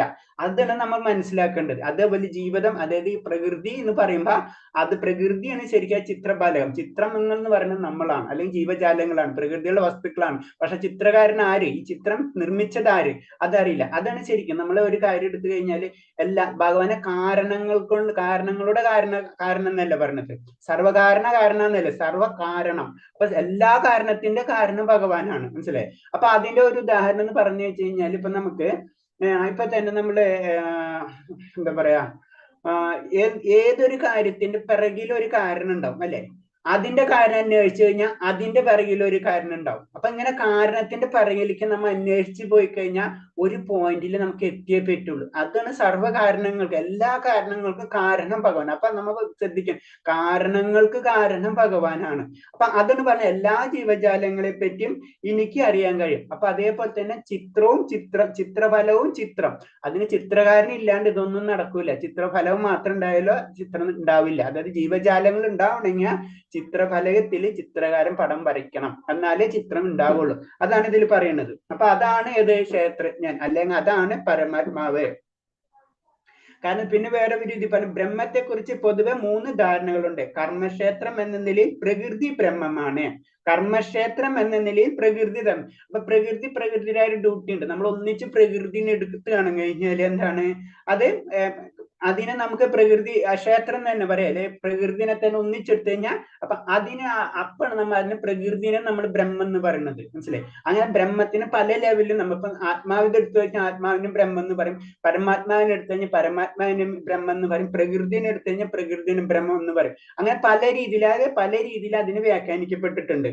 ജീവനും വ്യക്തിഗതനായ ജീവാത്മാവും ബ്രഹ്മം തന്നെ. അതാണ് നമ്മുടെ ഉള്ളിലുള്ളത്, വ്യക്തിഗതനായ ജീവാത്മാവും ബ്രഹ്മം തന്നെ. അത് ഭൗതിക പ്രകൃതിയെ കീഴടക്കാൻ ശ്രമിക്കുന്നു. ഇവ രണ്ടിന്റെ നിയന്താവും ബ്രഹ്മം തന്നെ. അപ്പൊ അതാണ് അവിടെയും ബ്രഹ്മം തന്നെയാണ് വരുന്നത്, അതും ബ്രഹ്മം തന്നെ. എന്നാൽ അദ്ദേഹം അത് യഥാർത്ഥ നിയന്താവ്, അൾട്ടിമേറ്റ് ഭഗവാനാണ്. പക്ഷെ നമ്മള് ഓരോന്നിനും നമ്മൾ എടുക്കുമ്പോൾ നമുക്ക് മനസ്സിലാവാത്ത കാര്യം, മനസ്സിലായി. നമ്മളതിന്റെ അപ്പുറത്ത് അതീന്ദ്രിയമായ ലെവലിൽ നിന്ന് വരുമ്പോ പ്രകൃതി അതൊരു ശക്തിയാണ്. അപ്പൊ അതിനെ നമ്മൾ ബ്രഹ്മം എന്ന് പറയും. ആത്മാവ് അതും ഒരു ശക്തിയാണ്, അതിനെ നമ്മൾ ബ്രഹ്മം എന്ന് പറയും. ഇതിനെല്ലാത്തിനും കൺട്രോൾ ചെയ്യണം ഭഗവാൻ, അതും ശക്തിയാണ്, അതും നമ്മളെ ബ്രഹ്മം. അപ്പൊ ബ്രഹ്മം എന്ന് പറയുമ്പോൾ പല രീതിയിലും, പക്ഷെ അതിന് ഡീറ്റെയിൽ ആയിട്ട് പോകുമ്പോൾ പ്രകൃതി, പരമാത്മാവ്, അല്ലെങ്കിൽ ആത്മാവ്, അല്ലെങ്കിൽ ജീവാത്മാവ് നമ്മൾ തലതിരിക്കണം. പക്ഷെ സാധാരണ ഇതിൽ പറയുമ്പോൾ എല്ലാതും ബ്രഹ്മം തന്നെയാണ് എന്നാണ് ഇതിൽ പറയുന്നത്. ഞാൻ 6-7 മാതാജി. 6-7 ഹരേ കൃഷ്ണ. മഹാഭൂതാന്യഹങ്കാരോ ബുദ്ധിരവ്യക്തമേവ ച ഇന്ദ്രിയാണി ദശൈകം ച പഞ്ചചേന്ദ്രിയഗോചരാഃ ഇച്ഛാദേശസുഖം ദുഃഖം സംഘാതശ്ചേതനാധൃതിഃ ഏതത് ക്ഷേത്രം സമാസേന സാവികാരമുദാഹൃതം. ഹരേ കൃഷ്ണ. പിന്നെ ഇതിൽ പറഞ്ഞെന്ന് വെച്ച് കഴിഞ്ഞാല് 5 മഹാഭൂതങ്ങൾ, നിത്യാഹങ്കാരം, ബുദ്ധി, അവ്യക്തത, 10 ഇന്ദ്രിയങ്ങൾ, മനസ്സ് 5 ഇന്ദ്രിയങ്ങൾ, രാഗദ്വേഷങ്ങൾ, സുഖദുഃഖങ്ങൾ, സമദൃഷ്ടി, ജീവലക്ഷണങ്ങൾ, ദൃഢവിശ്വാസം പിന്നെ എന്നിവയും ചുരുക്കത്തിൽ ക്ഷേത്രമായും അതിന്റെ പ്രവർത്തനങ്ങളായും വിവരിക്കപ്പെട്ടിട്ടുണ്ട്. അപ്പൊ എന്താണ് ക്ഷേത്രം, അതൊന്നും കൂടെ വിവരിക്കണം. കാരണം എന്ന് വെച്ച് കഴിഞ്ഞാല് 5 മഹാഭൂതം, നമുക്ക് ശരീരം എന്ന് പറയാം, നമ്മുടെ ശരീരം പഞ്ചഭൂതം കൊണ്ട് നിർമ്മിച്ചതാണെന്ന് നമുക്കറിയാലോ അല്ലെ. അപ്പൊ പഞ്ചഭൂതം വരുമ്പോൾ അതിന് 5 മഹാഭൂതങ്ങൾ. മിഥ്യാഹങ്കാരം, ബുദ്ധി, അവ്യക്തത. മിഥ്യാഹങ്കാരം അത് അവബോധം, നമ്മുടെ അവബോധം. അതേപോലെ തന്നെ ബുദ്ധി, അവ്യക്തത, അറിവില്ലായ്മ, ബ്രഹ്മം എന്ന് വേണമെങ്കിൽ പറയാം. 10 ഇന്ദ്രിയങ്ങൾ, 10 ഇന്ദ്രിയങ്ങളുണ്ട്. മനസ്സ് 5 ഇന്ദ്രിയങ്ങൾ, രാഗദ്വേഷങ്ങൾ, സുഖദുഃഖങ്ങൾ, സമദൃഷ്ടി, ജീവലക്ഷണങ്ങൾ, ദൃഢവിശ്വാസം, ഇതൊക്കെ കൂടിയിട്ട് വരുമ്പോഴാണ് ശരിക്കും ക്ഷേത്രം എന്ന് പറയുന്നത്. ഇതിനെല്ലാത്തിനും അപ്പൊ നമ്മളെ ശരീരം എന്ന് പറയുമ്പോ ആ ശരീരത്തെ പറ്റി ഡീറ്റെയിൽ ആയിട്ട് പറയുന്നത്. കാരണം അതിൽ പഞ്ചഭൂതങ്ങളുണ്ട്, ഇന്ദ്രിയങ്ങളുണ്ട്, മനസ്സുണ്ട്, നമ്മളെ ജീവലക്ഷണങ്ങളുണ്ട്, നമ്മളെ സുഖദുഃഖങ്ങളുണ്ട്. ഇതെല്ലാം കൂടി വരുന്നതിനാണ് ശരീരം എന്ന് പറയുന്നത്. ആത്മാവ് എന്ന് പറഞ്ഞാൽ ഇതൊന്നുമല്ല, ഇതിന്റെ അപ്പുറത്താണ്. നമ്മളെ പറയുന്നത് നമ്മൾ ഇന്ദ്രിയ വിഷയങ്ങളോ നമ്മളെ മനസ്സോ ബുദ്ധിയോ ഇതൊന്നും ആത്മാവായിട്ട് ബന്ധമില്ല. ആത്മാവ് എൻ്റർലി ഡിഫറെന്റ് ആണ്. ഇതെല്ലാം കൂടിയിട്ടുള്ളത് ഭൗതിക പ്രകൃതിയിലുള്ള വസ്തുണ്, അത് ശരീരമാണ്. അതാണ് പറയുന്നത്. അതിൽ പറയുന്നത് വെച്ചാൽ 24 രീതിയിൽ 24 ഘടകങ്ങൾ ഉണ്ടെന്നാ പറയുന്നത്. 24 ഘടകങ്ങളാണ് ശരിക്കും ശരീരത്തിനുള്ളത്. 25ാമത്തെ ഘടകമാണ് ആത്മാവും, 26ാമത്തെ ഘടകമാണ് പരമാത്മാവും. അപ്പൊ 24 ഘടകം വരെയാണ് ജ്ഞാനികൾ പഠിക്കുക. അത് കഴിഞ്ഞിട്ടാണ് അവര് 25ാമത്തെ ഘടകങ്ങളിൽ പഠിക്കാന്ന് പറഞ്ഞപ്പോ അവരെ പഠിത്തം നമ്മളെ പഠിത്തം പോലെയല്ല.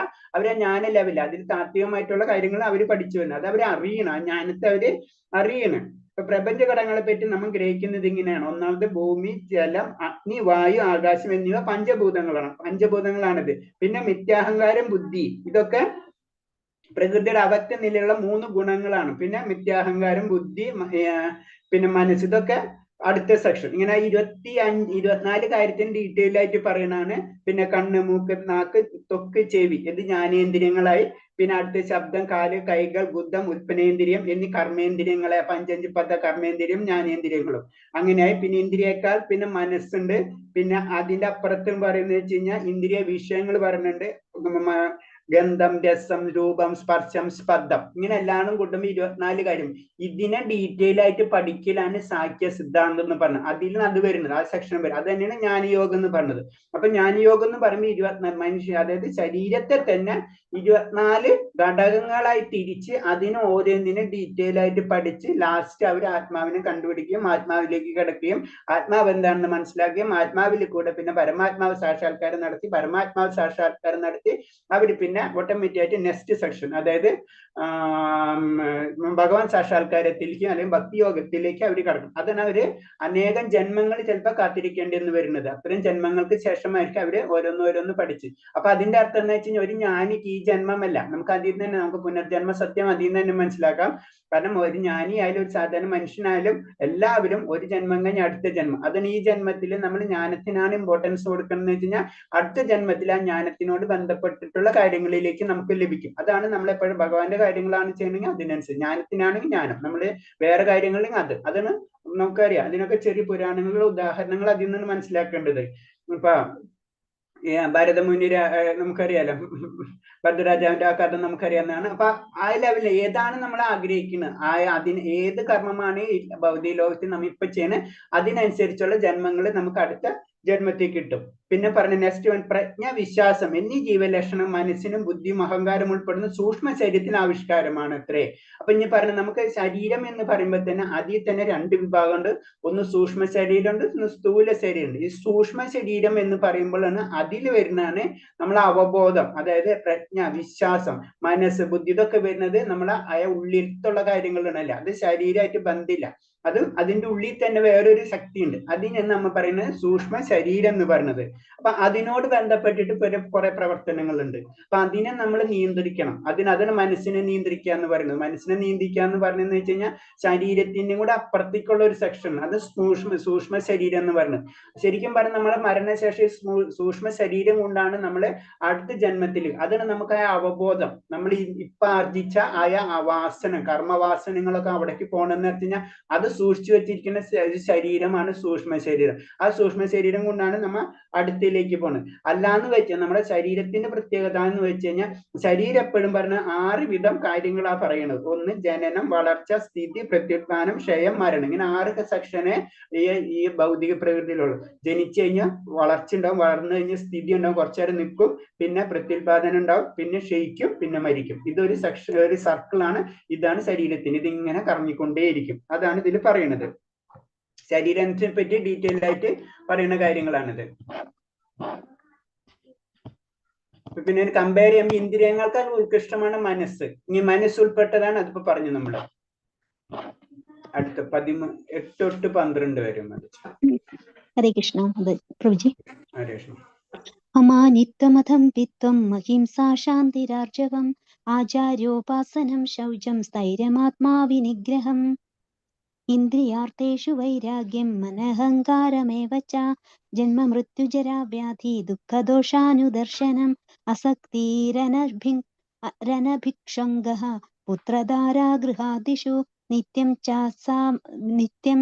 ച സമചിത്വം ഇഷ്ടാനിഷ്ടോപപത്തിഷു മയി ചാനന്യയോഗേന ഭക്തിരവ്യഭിചാരിണി വിവിക്തദേശസേവിത്വം അരതിർജന സംസദി. ഹരേ കൃഷ്ണ. ഹരേ കൃഷ്ണ.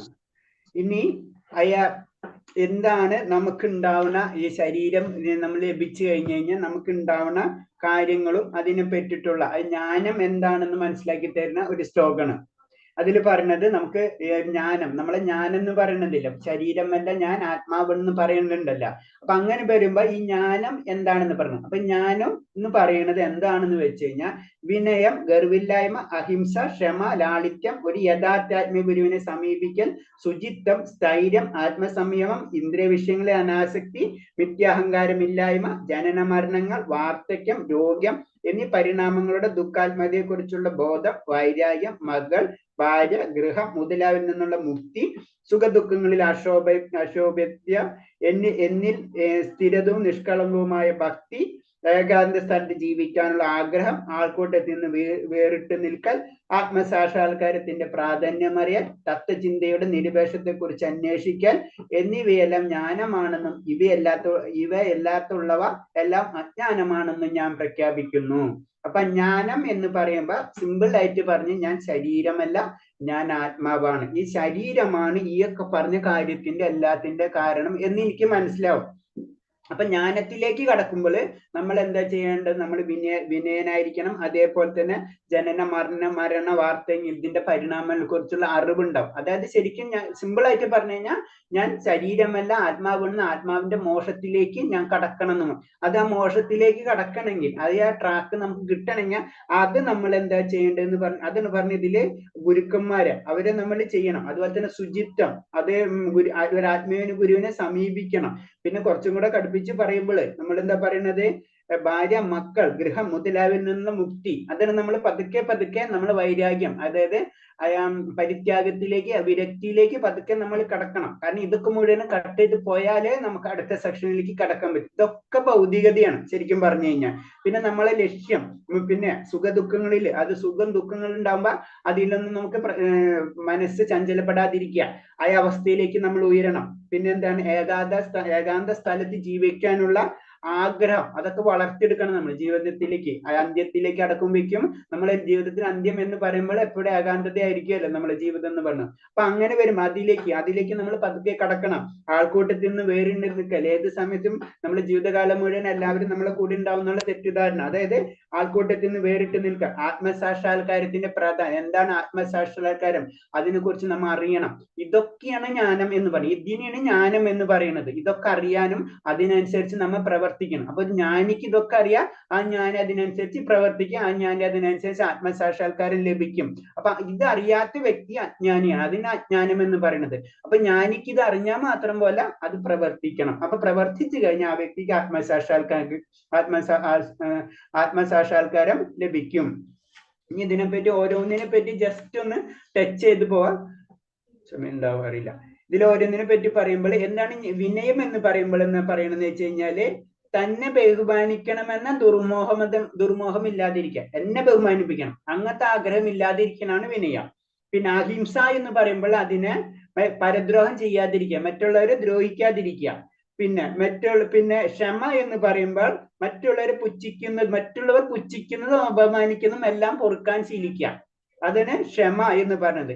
യഥാർത്ഥ സത്യം, പിന്നെ സത്യം എന്ന് പറയുമ്പോൾ എന്താണ്, യാതൊരു നമ്മള് ആർജവത്തോടെ എന്തും തുറന്നു പറയാനുള്ള കഴിവ്, അതാണ് സത്യം അല്ലെങ്കിൽ ലാളിത്യം എന്ന് പറയുന്നത്. പിന്നെ പറഞ്ഞ ശൗച്യം, അതായത് നമ്മള് മാലിന്യങ്ങളെ കാര്യം പറയാം. അപ്പൊ രണ്ട് വിധം, ബാഹ്യമുണ്ട് ആന്തരികമുണ്ട്. ബാഹ്യം എന്ന് പറയുമ്പോൾ നമ്മള് ബാഹ്യ കുളി അങ്ങനത്തെ കാര്യങ്ങളൊക്കെ ബാഹ്യമായ ശുചിത്വം. പിന്നെ ആന്തരികമായിട്ട് വരുമ്പോൾ എന്താ പറയാ, നമ്മള് ആത്മീയതയിലേക്ക് ഉയർത്താം. അതായത് നമ്മൾ മന്ത്രങ്ങൾ, പ്രത്യേകിച്ച് ഹരകൃഷ്ണ മഹാമന്ത്രം അങ്ങനത്തെ മന്ത്രങ്ങൾ നമ്മൾ ചൊല്ലി ഉള്ളിലത്തെ ആത്മീയ ശുദ്ധി നമ്മൾ വരുത്തി, ശുദ്ധി വളർത്താം. അപ്പൊ രണ്ടും ചെയ്യണം, പുറത്തും ചെയ്യണം, നമ്മൾ അകത്തും ചെയ്യണം. അങ്ങനെ നമ്മൾ ആ സെക്ഷൻ. പിന്നെ പറയുന്നത് ദൃഢനിശ്ചയം, നമ്മളൊരു കാര്യം ഏറ്റെടുത്തു കഴിഞ്ഞാൽ, ഭഗവാന്റെ കാര്യങ്ങൾ ഏറ്റെടുത്തു കഴിഞ്ഞാൽ സ്ഥിരമായിട്ട് ചെയ്യാം, അതാണ് ദൃഢനിശ്ചയം എന്ന് പറയുന്നത്. അത് അങ്ങനെ വരുമ്പോഴാണ് നമ്മള് ആത്മാവിനെ നമ്മളെ നിയന്ത്രണം, ശരിക്കും ആത്മാവിനെ നിയന്ത്രിക്കാൻ നമ്മളെ ആത്മാവ് കൊണ്ട് നമ്മൾ നിയന്ത്രിക്കാൻ നമ്മൾ പഠിക്കുക. പിന്നെ അടുത്തത് പറയുന്നത് മിഥ്യാഹംഭാവം. മിഥ്യാഹംഭാവം എന്ന് പറയുമ്പോൾ ഞാൻ ശരീരമല്ല എന്ന് നമുക്കൊരു ബോധം നമ്മൾ ഉണ്ടാക്കിയെടുക്കണം. അതാണ് മിഥ്യാഹംഭാവം, മിഥ്യമായ അഹംഭാവം. ഞാൻ ശരീരമാണെന്ന്, അതെന്റെ മിഥ്യാണ് അല്ലെ, അതൊരു മിഥ്യാഹംഭാവം.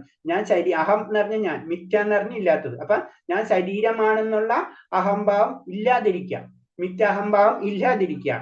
പിന്നെ ജനന മരണ വാർദ്ധക്യം രോഗം എന്നിവയിൽ നിന്നുള്ള ക്ലേശങ്ങളെ കുറിച്ച് നമ്മൾ എപ്പോഴും ഓർക്കണം.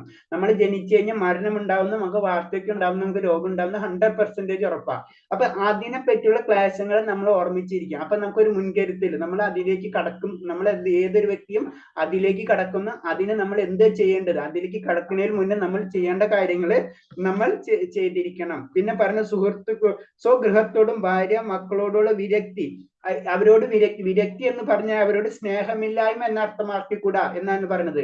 കാരണം അവരില് ആ ഒരു അറ്റാച്ച്മെന്റ്, ആ ഒരു കുറച്ച് നമ്മുടെ സ്നേഹം വേറെ, ആ ആസക്തി വേറെ, അത് രണ്ടും വ്യത്യാസമുണ്ട്. അതിലേക്ക് നമ്മൾ വിരക്തിയിലേക്ക് കടക്കണം നമ്മൾ. കാരണം നമ്മുടെ ജീവിതത്തിൽ നമ്മൾ ലാസ്റ്റ് വരുമ്പോൾ നമ്മൾ ആ പൊസിഷനിലേക്ക് നമ്മൾ എത്തും. പിന്നെ ഭൗതിക ജീവിതത്തിലെ സന്തോഷവും സന്താപവും അത് നമ്മൾ അധികം അഫക്റ്റ് ചെയ്യാത്ത രീതിയിലേക്ക് നമ്മൾ കടക്കണം. പിന്നെ എന്താ പറഞ്ഞ ആവശ്യമായി തോന്നാത്ത സഹവാസം വെടിഞ്ഞ് ഏകാന്തയിൽ ജീവിക്കാൻ തനിക്ക് എത്രമാത്രം താല്പര്യമുണ്ടെന്ന് ഭക്തൻ ആത്മപരിശോധന നടത്തണം. ഒരു ഭക്തനെ സംബന്ധിച്ച് നമ്മൾ ഏകാന്തത്തിൽ ജീവിക്കാൻ ഇഷ്ടപ്പെടണം. അത് എത്രത്തോളം ലെവലിലേക്ക് നമുക്ക് പറ്റുമെന്ന് നമ്മൾ തന്നെ ഒന്ന് ചിന്തിക്കണം. കാരണം അൾട്ടിമേറ്റ് നമ്മളെല്ലാവരും സെപ്പറേറ്റ് ആണ്, ജീവാത്മാക്കളാണ് അല്ലെ. അപ്പൊ എല്ലാവരും ഈ ഭൗതിക ലോകത്ത് ടെമ്പററി ആയിട്ട് വന്നിട്ടുള്ളൂ. അപ്പൊ ഏകാന്തത നമുക്ക് ഇഷ്ടപ്പെടുന്നുണ്ടോ ഇല്ലേ, ഏകാന്തം ഇഷ്ടപ്പെടുമെന്ന് വെച്ച് കഴിഞ്ഞാൽ അതിൽ ജീവിക്കാൻ നമുക്ക് കഴിയുമോ എന്നുള്ള ഒരു ആത്മപരിശോധന ഒരു ഭക്തന്റെ ലെവലിലേക്ക് വരുമ്പോൾ നമ്മൾ ശ്രദ്ധിക്കണം. പിന്നെ ആത്മസാക്ഷാത്കാരത്തെ സംബന്ധിച്ചോളം ഭക്തിയോഗം വിശേഷിച്ചും പ്രയോഗികമാണെന്ന് ഭഗവത്ഗീത വ്യക്തമാക്കുന്നു. കാരണം ആത്മസാക്ഷാത്കാരം എന്ന് പറയുമ്പോൾ അതിൽ ഭക്തിയോഗം, ഭഗവാനെ പറ്റിയിട്ടുള്ള കാര്യങ്ങൾ ചെയ്യും, പ്രവർത്തിക്കും, നമ്മൾ അതാണ് പ്രായോഗികമാണെന്ന്, വളരെ ഈസിയാണെന്ന്. ഈസി എന്ന് പറഞ്ഞു കഴിഞ്ഞാൽ നമുക്കത് പ്രായോഗികമായിട്ട് പ്രത്യേകിച്ച് ഗൃഹസ്ഥരെ സംബന്ധിച്ച് അത് ചെയ്യാൻ കഴിയും. ഇതൊക്കെയാണ് ഇതിൽ പറയുന്നത്. അപ്പൊ നമ്മൾ ചെയ്യുമ്പോൾ നമ്മൾ ചില സത്യങ്ങള് നമ്മൾ മനസ്സിലാക്കിയിരിക്കണം, അതിനനുസരിച്ച് നമ്മൾ പ്രവർത്തിച്ചിരിക്കണം. ഒരു കുട്ടിയുടെ ജനന മരണ കാര്യങ്ങളാണ് കാണിക്കുന്നത്. കാരണം ലൈഫിൽ ജനനം ഉണ്ടെങ്കിൽ മരണം ഉണ്ടാവും, രോഗങ്ങൾ ഉണ്ടാവും, അതൊക്കെയാണ് ജനന മരണ വാർദ്ധക്യം, അതുപോലെ രോഗങ്ങളൊക്കെ മനുഷ്യന് വരാവുന്നതാണ്. അപ്പൊ അതിന്റെ ഫോട്ടോഗ്രാഫിന് അതൊക്കെ ജീവിതത്തിൽ അത്രയും എത്ര യൗവന ഇതാണെങ്കിലും വാർദ്ധക്യം എന്നുള്ള അത് നമുക്ക് തീർച്ചയായിട്ടും ബാധിച്ചിരിക്കും. അത് നമ്മൾ മനസ്സിലാക്കിയിരിക്കണം. ആധ്യാത്മിക ജീവിതത്തിനെ ഒഴിച്ചുകൂടാതെ തന്നെ ശൗച്യം, അത് പറഞ്ഞു നമ്മൾ ആന്തരികമായിട്ടുള്ള ഭാഗ്യം, നമ്മൾ ആത്മീയതയിലേക്ക് കടക്കുമ്പോൾ രണ്ടും നമ്മൾ ശ്രദ്ധിക്കണം. മാനസികമായിട്ടുള്ളതും ശാരീരികമായിട്ടുള്ള ആ ശുചിത്വം നമ്മൾ വളരെയധികം ശ്രദ്ധിച്ചു പോകണം. കാരണം രണ്ടും വേണം. നമ്മൾ പറയുമ്പോഴെല്ലാതും പറയണമെങ്കിൽ നമ്മൾ അതിലേക്ക് ഉയരണുള്ളൂ. നമ്മൾ ആത്മീയയിലേക്ക് വരുമ്പോ രണ്ടും നമ്മൾ ശ്രദ്ധിച്ചു പോകണം. അതിന് പറഞ്ഞ ബാഹ്യമായ ശൗചം കുളി കൊണ്ട് നിറയും, ആന്തരികമായ നിരന്തരം കൃഷ്ണ സ്മരണം, ഭഗവാന്റെ സ്മരണ എപ്പോഴും ഉണ്ട്. ആന്തരികമായ നമുക്ക് പ്യൂരിറ്റി കിട്ടണമെങ്കിൽ കൃഷ്ണ സ്മരണ നമുക്ക് എപ്പോഴും ഉണ്ടാകണം. അത് നമ്മൾ ഹരേ കൃഷ്ണ കൃഷ്ണ കൃഷ്ണ ഹരേ ഹരേ, ഹരേ രാമ രാമ രാമ ഹരേ ഹരേ. അപ്പൊ നമുക്കറിയാം ഓം എന്നുള്ള ശബ്ദം എല്ലാ വേദമന്ത്രങ്ങളിലുള്ളതാണ്. പക്ഷെ ഹരേ കൃഷ്ണ മഹാമന്ത്രത്തിൽ അത് ഇല്ലാത്തതെന്ന് ചിലർ ചോദിക്കാം. അതിന്റെ കാരണത്തിലുള്ള ആ മന്ത്രത്തിൽ ആൾറെഡി അതിൽ അന്തർലീനമാണ് ഓം എന്നുള്ള വേർഡ്. ഓം എന്ന് പറഞ്ഞത് ഭഗവാനെ പ്രതിനിധീകരിക്കുന്നതാണ് അല്ലെ. അപ്പൊ ഇതിൽ തന്നെ ഹരേ എന്ന് പറയുമ്പോ തന്നെ ഹരേ എന്ന് പറഞ്ഞെന്ന് വെച്ച് കഴിഞ്ഞാല് ആ ശക്തിന്, അത് ആന്തരിക ശക്തിന്, അല്ലെങ്കിൽ രാധാറാണി, കൃഷ്ണൻ തന്നെ ഭഗവാനാണ്. ഭഗവാനെ കൂടെ നമുക്ക് ആകർഷണമാണ് അല്ലെ. അത് രാമ എന്ന് പറയുമ്പോൾ ബലരാമൻ ഭഗവാന്റെ ആദ്യത്തെ വിസ്തരണമാണ് ഹരേ, ഗുരുവിന്റെ ഇതാണ്. അപ്പൊ രാമ എന്ന് പറയുമ്പോൾ നമ്മൾ ശ്രീരാമചന്ദ്രനെ ഭഗവാനെ ചിന്തിച്ചാലും കുഴപ്പമുള്ള കാര്യമില്ല. പക്ഷെ സാധാരണ അതിന്റെ ഇത് പറയുമ്പോൾ അതാണ്. അപ്പൊ ആ മഹാമന്ത്രം നമ്മൾ ഉപയോഗിക്കണം. ആ മഹാമന്ത്രം എന്ന് പറഞ്ഞ ഒരു അതീന്ദ്ര ശബ്ദമാണ്. എല്ലാ മന്ത്രങ്ങളും അതീന്ദ്ര ശബ്ദമാണെന്നല്ല അറിയാലേ. അതിന് ഭഗവാന്റെ നാമരൂപ ഗുണ ലീലകൾ എല്ലാതും ഒന്ന് തന്നെയാണ്. നമുക്കത് മനസ്സിലാക്കാത്തതാണ്. ഭഗവാന്റെ നാമാണെങ്കിലും ഗുണമാണെങ്കിലും ഒന്ന് തന്നെയാണ്, അല്ലെങ്കിൽ രൂപമാണെങ്കിലും ഒന്ന് തന്നെയാണ്. അപ്പൊ ആ നാമത്തിന് അത്രയും ഇമ്പോർട്ടൻസ് ഉണ്ട്. കലിയുഗത്തില് ഏറ്റവും ഇമ്പോർട്ടൻസ്, ഏറ്റവും പ്യൂർ ആയിട്ടുള്ളത് നാമാണ്. ബാക്കിയൊക്കെ പ്യൂരിറ്റി ഇല്ലാത്തതാണ്, അല്ലെങ്കിൽ കുറവുള്ളതാണ്. അപ്പൊ നമ്മൾ അറ്റ്ലീസ്റ്റ് ഭഗവാന്റെ നാമെങ്കിലും നമ്മൾ ജപിച്ചിരിക്കണം. ഒരു അതീന്ദ്ര ശബ്ദമാണ് കൃഷ്ണ എന്ന് പറയുമ്പോൾ തന്നെ നമുക്കൊരു ചില കൃഷ്ണ നമ്മൾ 10 പ്രാവശ്യം നമ്മൾ പറഞ്ഞാൽ തന്നെ നമുക്കൊരു ഇൻഡയറക്റ്റ് ഫീലിങ്സ് ചെയ്യാനുണ്ടാവും. ഈവൻ നമ്മൾ ഭഗവാന്റെ ആ കൃഷ്ണ എന്നുള്ള അങ്ങനത്തെ ഈവൻ സോങ്സ് നമ്മൾ ഏത് പാട്ടുകൾ കേൾക്കുമ്പോഴും അതിനൊരു ഭയങ്കര ഒരു അട്രാക്ഷൻ നമുക്ക് ഫീൽ ചെയ്യുന്നുണ്ടാവും. പ്രത്യേകിച്ച് ഭക്ത ലെവലിലേക്ക് ഉയർന്നാൻ ശ്രമിക്കുന്ന വ്യക്തികൾക്കാണെങ്കിൽ കൂടി മനസ്സിലായി അതിന്റെ ഒരു ഫീലിങ്സ്, നമുക്ക് ഇന്റേണൽ ആയിട്ട് ഫീലിങ്സ്. അതാണ് കൃഷ്ണ എന്നുള്ള ശബ്ദം തന്നെ ആകർഷണം. കൃഷ്ണ എന്നുള്ള വാക്കിന്റെ മീനിങ് തന്നെ ആകർഷണം എന്നല്ലേ. അപ്പൊ ഭഗവാൻ എല്ലാവരും ആകർഷണം. അപ്പൊ ഭഗവാന്റെ ശബ്ദം മറ്റുള്ളവരെ ആകർഷിക്കും. അത് തന്നെയാണ് നമ്മൾ ചെയ്യേണ്ടത്. നമ്മൾ എപ്പോഴും അത് ചെയ്തുകൊണ്ടിരിക്കണം. അങ്ങനെ ചെയ്തുകൊണ്ടിരുന്ന ഭഗവാന്റെ നാമം ഉച്ചരിച്ചുകൊണ്ടിരുന്നാൽ മാത്രമേ നമ്മുടെ മുൻജന്മ കർമ്മങ്ങളൊക്കെ നമുക്ക് തുടച്ചു മാറ്റാൻ കഴിയുള്ളൂ. ഭഗവാന് മാത്രം മുക്തി തരാൻ കഴിയുള്ളൂ. അതാണ് ഭഗവാന്റെ നാമങ്ങൾ നമ്മൾ ജപിക്കണം എന്ന് പറയുന്നത്. അടുത്ത ശ്ലോകം. ഹരേ കൃഷ്ണ പ്രഭുജി. സർവേന്ദ്രിയ ഗുണാഭാസം സർവേന്ദ്രിയ വിവർജിതം അസക്തം സർവഭൃശ്ചൈവ നിർഗുണം ഗുണഭോക്തൃ ച. ഹരേ കൃഷ്ണ. ഹരേ കൃഷ്ണ. ഇതിൽ പറഞ്ഞത് സർവേന്ദ്രിയങ്ങളുടെയും ഉൽപ്പത്തി സ്ഥാനമാണ് പരമാത്മാവ്. എന്നിരുന്നാലും അവിടത്തേക്ക് ഇന്ദ്രിയങ്ങളില്ല. ഇതിനെ നമ്മൾ വളരെ വളരെ ഇതിനറിയാം. ഇതിലാണ് നമുക്ക് ജ്ഞാനം, നമുക്ക് ആകെ കൺഫ്യൂസ് ആവുന്ന, നമ്മളെ തന്നെ നമുക്ക് ചിന്തിക്കണം, നമുക്ക് ചിന്തിക്കണതിൽ അപ്പുറത്തുനിന്നുള്ള പറയുന്ന ശ്ലോകങ്ങളാണിത്. എന്നിരുന്നാൽ അവിടത്തേക്ക് ഇന്ദ്രിയങ്ങളില്ല. സകല ജീവജാലങ്ങളെ നിലനിർത്തി പോരുന്നുവെങ്കിൽ അനാസ്ഥനാണ്, ത്രിഗുണാതീതനുമാണ്. എല്ലാവരെയും നിലനിർത്തിക്കൊടുന്നത് ഭഗവാനാണ്. പക്ഷെ ഭഗവാൻ എന്താണ്, ഒരാളിലും വിരക്തി അല്ലെങ്കിൽ ആസക്തി ഇല്ല. ഗുണങ്ങൾക്ക് അതീതമാണ്. ഈ ത്രിഗുണങ്ങളൊന്നും ഭഗവാനെ ബാധിക്കുന്നില്ല. അതേസമയം തന്നെ ഭൗതിക പ്രകൃതി ത്രിഗുണങ്ങളുടെ യജമാനനുമാണ് അദ്ദേഹം. അപ്പൊ ത്രിഗുണങ്ങളെ ബാധിക്കില്ല. പക്ഷെ ഈ ത്രിഗുണങ്ങളെ അല്ലാതെ നിയന്ത്രിക്കുന്നത് അല്ലെങ്കിൽ ത്രിഗുണത്തിന്റെ യജമാനനാണ് ഭഗവാൻ. പിന്നെ ഇതിൽ ഏറ്റവും എന്ന് പറഞ്ഞത് ഭഗവാൻ ഇന്ദ്രിയങ്ങളില്ല, എന്നാൽ അവിടത്തേക്ക് ഇന്ദ്രിയങ്ങളില്ല. പക്ഷെ എല്ലാ ഇന്ദ്രിയങ്ങളുടെ നിയന്താവ് അല്ലെങ്കിൽ ഉൽപ്പത്തി സ്ഥാനം പരമാത്മാവാണ് എന്ന് പറഞ്ഞു. അപ്പൊ ഭഗവാന്റെ ആ ശക്തിയാണ് അത് പറഞ്ഞത്. അപ്പൊ അതിന് ഭഗവാന്റെ ആ ബ്രഹ്മസ്വരൂപത്തെ പറ്റിയാണ് ഇതിൽ വർണ്ണന വരുന്നത്. ബ്രഹ്മസ്വരൂപത്തിൽ വരുമ്പോ ഇങ്ങനെ പറയും. കാരണം എല്ലാതും ഭഗവാനായി ബ്രഹ്മം എന്നുള്ള കൺസെപ്റ്റിൽ വരുമ്പോ ഭഗവാന് എല്ലാ ഇന്ദ്രിയങ്ങളും നമുക്ക് കാണാൻ കഴിയുന്നില്ല. പക്ഷെ പറയണെന്ന് വെച്ച് കഴിഞ്ഞാൽ വാസ്തവത്തിൽ വ്യക്തിഗത നമ്മൾക്ക്, അതായത് ജീവസത്തുള്ള സർവ്വ ഇന്ദ്രിയങ്ങളുടെ ഉത്ഭവസ്ഥാനമാണെങ്കിലും അവർക്കുള്ളതുപോലെ ഭൗതിക ഇന്ദ്രിയങ്ങൾ പരപുരുഷന് ഭഗവാനുള്ളത്. അതായത് നമ്മൾ ചിന്തിക്കണ പോലെ ഇന്ദ്രിയങ്ങളെല്ലാം ഭഗവാനുള്ളത്. നമ്മൾ ഇതിന്ന് മനസ്സിലാക്കേണ്ടത് അതാണ്. ഭഗവാൻ ഇന്ദ്രിയങ്ങളുണ്ട്, പക്ഷെ നമ്മൾ ചിന്തിക്കണ ഭൗതിക രീതിയിലുള്ള ഇന്ദ്രിയങ്ങളെല്ലാം ഭഗവാനുള്ളത്. അത് കാരണം കൊണ്ടാണ് നമ്മൾ ഭഗവാന് ഒരു പ്രസാദം കൊടുക്കുമ്പോൾ അല്ലെങ്കിൽ ഭഗവാന് നിവേദ്യം ചെയ്യുമ്പോൾ ഭഗവാൻ അത് സ്വീകരിക്കുന്നത് അല്ലെ. ഭഗവാൻ എങ്ങനെയാണ് സ്വീകരിക്കുന്നത്? അത് ഏത് ഇന്ദ്രിയം കൊണ്ടാണ് സ്വീകരിക്കുന്നത്? അതാണ് നമ്മ ചിന്തിക്കണ, നമ്മ ആലോചിക്കണ ഒരു ഇന്ദ്രിയമല്ല ഭഗവാനുള്ളത്. പക്ഷെ ഭഗവാൻ ഇന്ദ്രിയങ്ങളുണ്ട്. ആ ഇന്ദ്രിയങ്ങൾ നമ്മൾ ചിന്തിക്കുന്നത് പോലെ അതാണ് മനസ്സിലാവും. അപ്പൊ ഇന്ദ്രിയം എന്ന് പറയുമ്പോൾ അത് ഭൗതിക പ്രകൃതിക്കുള്ള കാര്യങ്ങളാണ്. അത് ശരിക്കും ആത്മീയതയിൽ ഇന്ദ്രിയത്തിന് ഒരു കാര്യമില്ല. പിന്നെ പറഞ്ഞത് നമുക്കായാലും പറഞ്ഞത് ആത്മീയ ഇന്ദ്രിയങ്ങൾ, വ്യക്തിഗത ജീവാത്മാക്കൾക്ക് ആത്മീയ ഇന്ദ്രിയങ്ങൾ ഉണ്ടെന്ന് പറഞ്ഞത്. അപ്പൊ നമുക്ക് നമ്മുടേതായ ഇന്ദ്രിയത്തിനും, അതായത് നമ്മുടെ പുറമുള്ള ഭൗതിക ഇന്ദ്രിയത്തിനപ്പുറത്തും ആത്മീയ ഇന്ദ്രിയങ്ങള് നമുക്കുണ്ട് ഭഗവാന്റെ ഉള്ളത് പോലെ. കാരണം ഭഗവാന്റെ അംശമാണ് നമ്മൾ. അതുകൊണ്ട് ഭഗവാന്റെ ആ ശക്തിവിശേഷങ്ങൾ നമുക്കുണ്ട്. ഭഗവാന് അതീന്ദ്രിയമായ ഇന്ദ്രിയങ്ങൾ ഉണ്ടെങ്കിൽ നമുക്കുമുണ്ട്. പക്ഷെ നമ്മളെ കുഴപ്പം എന്ന് വെച്ച് കഴിഞ്ഞാൽ അത് ഭൗതിക ജീവിതത്തിലെ ഭൗതിക ഘടകങ്ങൾ ആവരണം ചെയ്യപ്പെട്ടിരിക്കുകയാണ് അവ എന്നാണ് പറഞ്ഞത്. അതെന്താണ്? ഭൗതിക ജീവിതത്തിലെ ബദ്ധമായ ജീവിതത്തിൽ ഭൗതിക ഘടകങ്ങളാൽ ഈ പഞ്ചഭൂതം നമ്മളെ പഞ്ചേന്ദ്രിയങ്ങളൊക്കെ കൊണ്ട് അത് മറച്ചു വെച്ചിരിക്കുകയാണ്. അതുകൊണ്ട് ഇന്ദ്രിയ പ്രവർത്തനങ്ങൾ ഭൗതിക പദാർത്ഥങ്ങൾ പ്രവേശിക്കപ്പെടുന്നു. അത് കാരണം കൊണ്ടാണ് നമ്മൾ ഇന്ദ്രിയങ്ങൾ പുറമേണ് നമ്മളെ പ്രവർത്തിക്കുന്നത്. നമ്മളെ ഉള്ളിലത്തെ ഇന്ദ്രിയത്തിനനുസരിച്ച് പുറമുള്ള ഇന്ദ്രിയം പ്രവർത്തിക്കുന്നു. അപ്രകാരം മൂലപ്പെട്ടതല്ല ഭഗവാന്റെ പരമമായ ഇന്ദ്രിയങ്ങൾ. പക്ഷെ ഭഗവാന്റെ ഇന്ദ്രിയങ്ങൾ അങ്ങനെ ഭൗതിക പ്രകൃതിയുടെ ശക്തിയാൽ മറയ്ക്കപ്പെട്ടതല്ല. അതാണ് പറഞ്ഞത്. അത് കാരണം കൊണ്ടാണ് ഭക്തിപൂർവ്വം അർപ്പിക്കപ്പെട്ടെന്ന് സ്വീകരിക്കാൻ അദ്ദേഹത്തിന് കൈകളുണ്ട്. ഇതാണ് ബദ്ധജീവാത്മാവും പരമാത്മാ ജീവനും തമ്മിലുള്ള വ്യത്യാസം. കാരണം അദ്ദേഹത്തിന് അതെന്ത് നമ്മൾ കൊടുക്കണമെന്ന് സ്വീകരിക്കാനുള്ള കൈകൾ അദ്ദേഹത്തിനുണ്ട്. അതായത് അദ്ദേഹത്തിന്റെ ശരീരം, ഭഗവാന്റെ ശരീരം എന്ന് പറഞ്ഞാൽ അതീന്ദ്രിയ ശരീരമാണ്. നമ്മുടെ ശരീരം പോലെ ഭൗതിക ശരീരമല്ല. അദ്ദേഹത്തിന് കണ്ണുകളുണ്ട്, പക്ഷെ അത് ഭൗതികമല്ല. അദ്ദേഹം കണ്ണുകൊണ്ടായിരിക്കും ഭക്ഷിക്കുന്നത്, നമുക്കറിയില്ല. അതാണ് അതീന്ദ്രിയം എന്ന് പറയുന്നത്. നമുക്കും വ്യക്തിഗത ലെവലിലും നമുക്ക് ആത്മീയ അതീന്ദ്രിയങ്ങളുണ്ട്. പക്ഷെ ആ അതീന്ദ്രിയങ്ങൾ എന്ത് സംഭവിക്കുന്നത്? ഭൗതിക പ്രകൃതിയാൽ അത് അടച്ചിരിക്കുന്നു. അതാണ് സംഭവിക്കുന്നത്. പിന്നെ സച്ചിദാനന്ദ വിഗ്രഹം എന്ന് പറയപ്പെടുന്ന ശാശ്വത സ്വരൂപമാണ് അവിടേക്കുള്ളത്. ഭഗവാന് രൂപമില്ല എന്നല്ല പറഞ്ഞു. ഭഗവാന് സച്ചിദാനന്ദ വിഗ്രഹം, എപ്പോഴും സച്ചിദാനന്ദം, ആ ആനന്ദമാണ് ഭഗവാന്റെ. അത് ആ വിഗ്രഹമാണുള്ളത്. അപ്പൊ ശാശ്വതമായ സ്വരൂപം ഭഗവാനുണ്ട്. ഭഗവാൻ ആ സ്വരൂപമുണ്ട്, പക്ഷെ അത് അതീന്ദ്രിയമാണ്, അല്ലെങ്കിൽ ഭൗതികമതല്ല. അത് കാരണം കൊണ്ട് അത് നമുക്ക് മനസ്സിലാക്കുന്നില്ല. അവിടുത്തെ ശിരസ്, മുഖവും കൈകാലുകളും മനുഷ്യന് ദൃശ്യമാണെങ്കിലും അവിടുത്തെ ശിരസ്സും മുഖവും കൈകാലും മനുഷ്യർക്ക് ദൃശ്യമാണെങ്കിലും അദ്ദേഹത്തിന് അവയുണ്ട്, നമുക്ക് ദൃശ്യമല്ലെങ്കിലും. മനസ്സിലായി? അങ്ങനെ അതീന്ദ്രിയ തലത്തിലേക്കാണെങ്കിൽ നമുക്ക് ഭഗവദ്രൂപം ദൃശ്യമാവുകയും ചെയ്യും. ആദ്യം നമുക്ക് ദൃശ്യമാവില്ല ഭഗവാന്റെ രൂപം.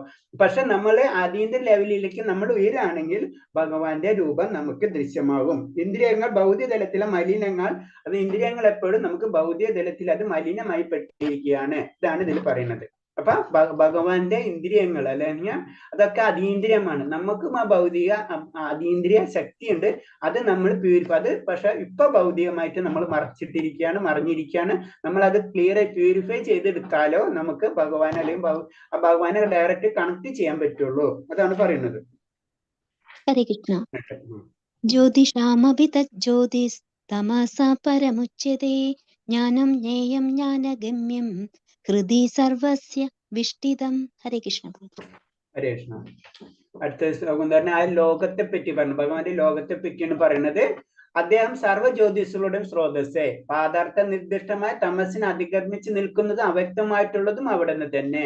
അറിവും അറിയേണ്ടതും അറിവിന്റെ ലക്ഷ്യവും സർവ്വഹൃദയങ്ങളിൽ കുടികൊള്ളുന്നതും ആ പരമപുരുഷനാണ്. അപ്പൊ ഭഗവാനെ പറ്റി വീണ്ടും ആ വർണ്ണിക്കണ സർവ്വജ്യോതിസുകൾ, സൂര്യൻ, ചന്ദ്രൻ, അങ്ങനെ എല്ലാതും പറയുമ്പോൾ അതിന്റെ ഒക്കെ ജ്യോതിസ് ഉണ്ടല്ലോ, അതിന്റെ കാരണത്തിന്റെ കാരണം ഭഗവാനാണ്. ഞാൻ ആദ്യം പറഞ്ഞല്ലോ, എല്ലാത്തിന്റെ കാരണത്തിന്റെ പിറകിൽ ഒരു കാരണം ഉണ്ടാവും. എല്ലാ സർവ്വകാരണങ്ങളും കാരണം ഭഗവാനാണ്. അപ്പൊ അതിനൊന്ന് ഡിവൈഡ് ചെയ്ത് പറയുന്നത് മാത്രമേ ഉള്ളൂ. സർവ്വജ്യോതിസുകളുടെയും സ്രോതസ് ഭഗവാനാണ്. പദാർത്ഥനിഷ്ഠമായ തമസ്സിന്, അപ്പൊ പദാർത്ഥം ഒരു വസ്തു എന്ന് പറയുമ്പോൾ അത് നമുക്കറിയാം ഭൗതിക ലോകമല്ല. ഭൗതിക ലോകം എന്ന് പറയുമ്പോൾ അത് തമസാണ് അല്ലെ. അപ്പൊ അതിലെ തമസോമ ജ്യോതിർഗമയ എന്ന് പറഞ്ഞത് എന്നാണ്? ഈ ഭൗതിക ലോകത്തിൽ നമ്മ തപസോമ ജ്യോതിർഗമയ എന്ന് പറയുമ്പോൾ സാധാരണ രീതിയിൽ ഇരുട്ടിനെ മാറ്റി വെളിച്ചം തരാന്ന്. ഈ ഇരുട്ട് എന്ന് പറഞ്ഞത് ശരിക്കും ഭൗതിക ലോകമാണ്. അതിൽ നിന്ന് നാം ആത്മീയ ലോകത്തിലേക്ക്, ആ വെളിച്ചത്തിലേക്ക്, ആ ഭഗവാനിലേക്ക് നമ്മൾ കടക്കണം. അതാണ് നമ്മൾ പദാർത്ഥനിഷ്ഠമായ തമസിനെ അതിക്രമിച്ച് നിൽക്കുന്നതും അവക്തമായിട്ടുള്ളതും അവിടെ നിന്ന് തന്നെ. മറ്റുള്ളത് ദൃശ്യമാകാത്ത രീതിയിൽ ഭഗവാന്റെ രൂപമുണ്ട്. ആ രൂപം അത് അദ്ദേഹം തന്നെ, അല്ലെ ഭഗവാൻ തന്നെയാണ്. അറിവും അറിയേണ്ടത്. അപ്പൊ അറിവും എന്ന് പറയുന്നത്, ജ്ഞാനം എന്ന് പറഞ്ഞത് ഭഗവാനാണ്. അപ്പൊ അറിവ് എന്ന് പറഞ്ഞു കഴിഞ്ഞാൽ അത് ഫൈനൽ എന്ന് പറയുന്നത്, ജ്ഞാനം എന്ന് പറഞ്ഞത് അതും അതിന്റെ സത്യം, അത് അതിന്റെ അപ്പുറത്തേക്കില്ല. അറിയേണ്ടതും ഭഗവാനെയാണ്.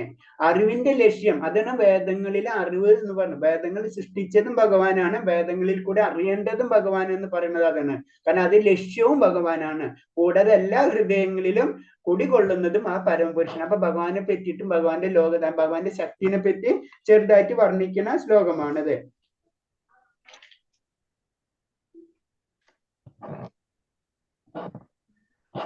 ഓക്കെ, അടുത്ത ശ്ലോകം ഹരേ കൃഷ്ണ. പുരുഷ പ്രകൃതിസ്ഥോ ഹി ഭുങ്ക്തേ പ്രകൃതിജാൻ ഗുണാൻ കാരണം ഗുണസംഗോസ്യ സത് അസദ്യോനി ജന്മസു. ഹരേ കൃഷ്ണ. കൃഷ്ണ. ഇനി നമ്മളെങ്ങനെ ശരീരം ലഭിക്കണം എന്നുള്ള രീതിയിലുള്ള ശ്ലോകമാണ് അത്. ഭൗതിക പ്രകൃതിയിൽ ജീവാത്മാവ് പ്രകൃതിയുടെ ത്രിഗുണങ്ങൾ അനുഭവിച്ചുകൊണ്ടുള്ള ജീവിത രീതി കൈക്കൊള്ളുന്നു. ഭൗതിക പ്രകൃതിയുമായി സമ്പർക്കത്തിലാണ്. അങ്ങനെ നല്ലതും ചീത്തയായ നാനയോനികൾ ജീവൻ പിറവിയെടുക്കുന്നു.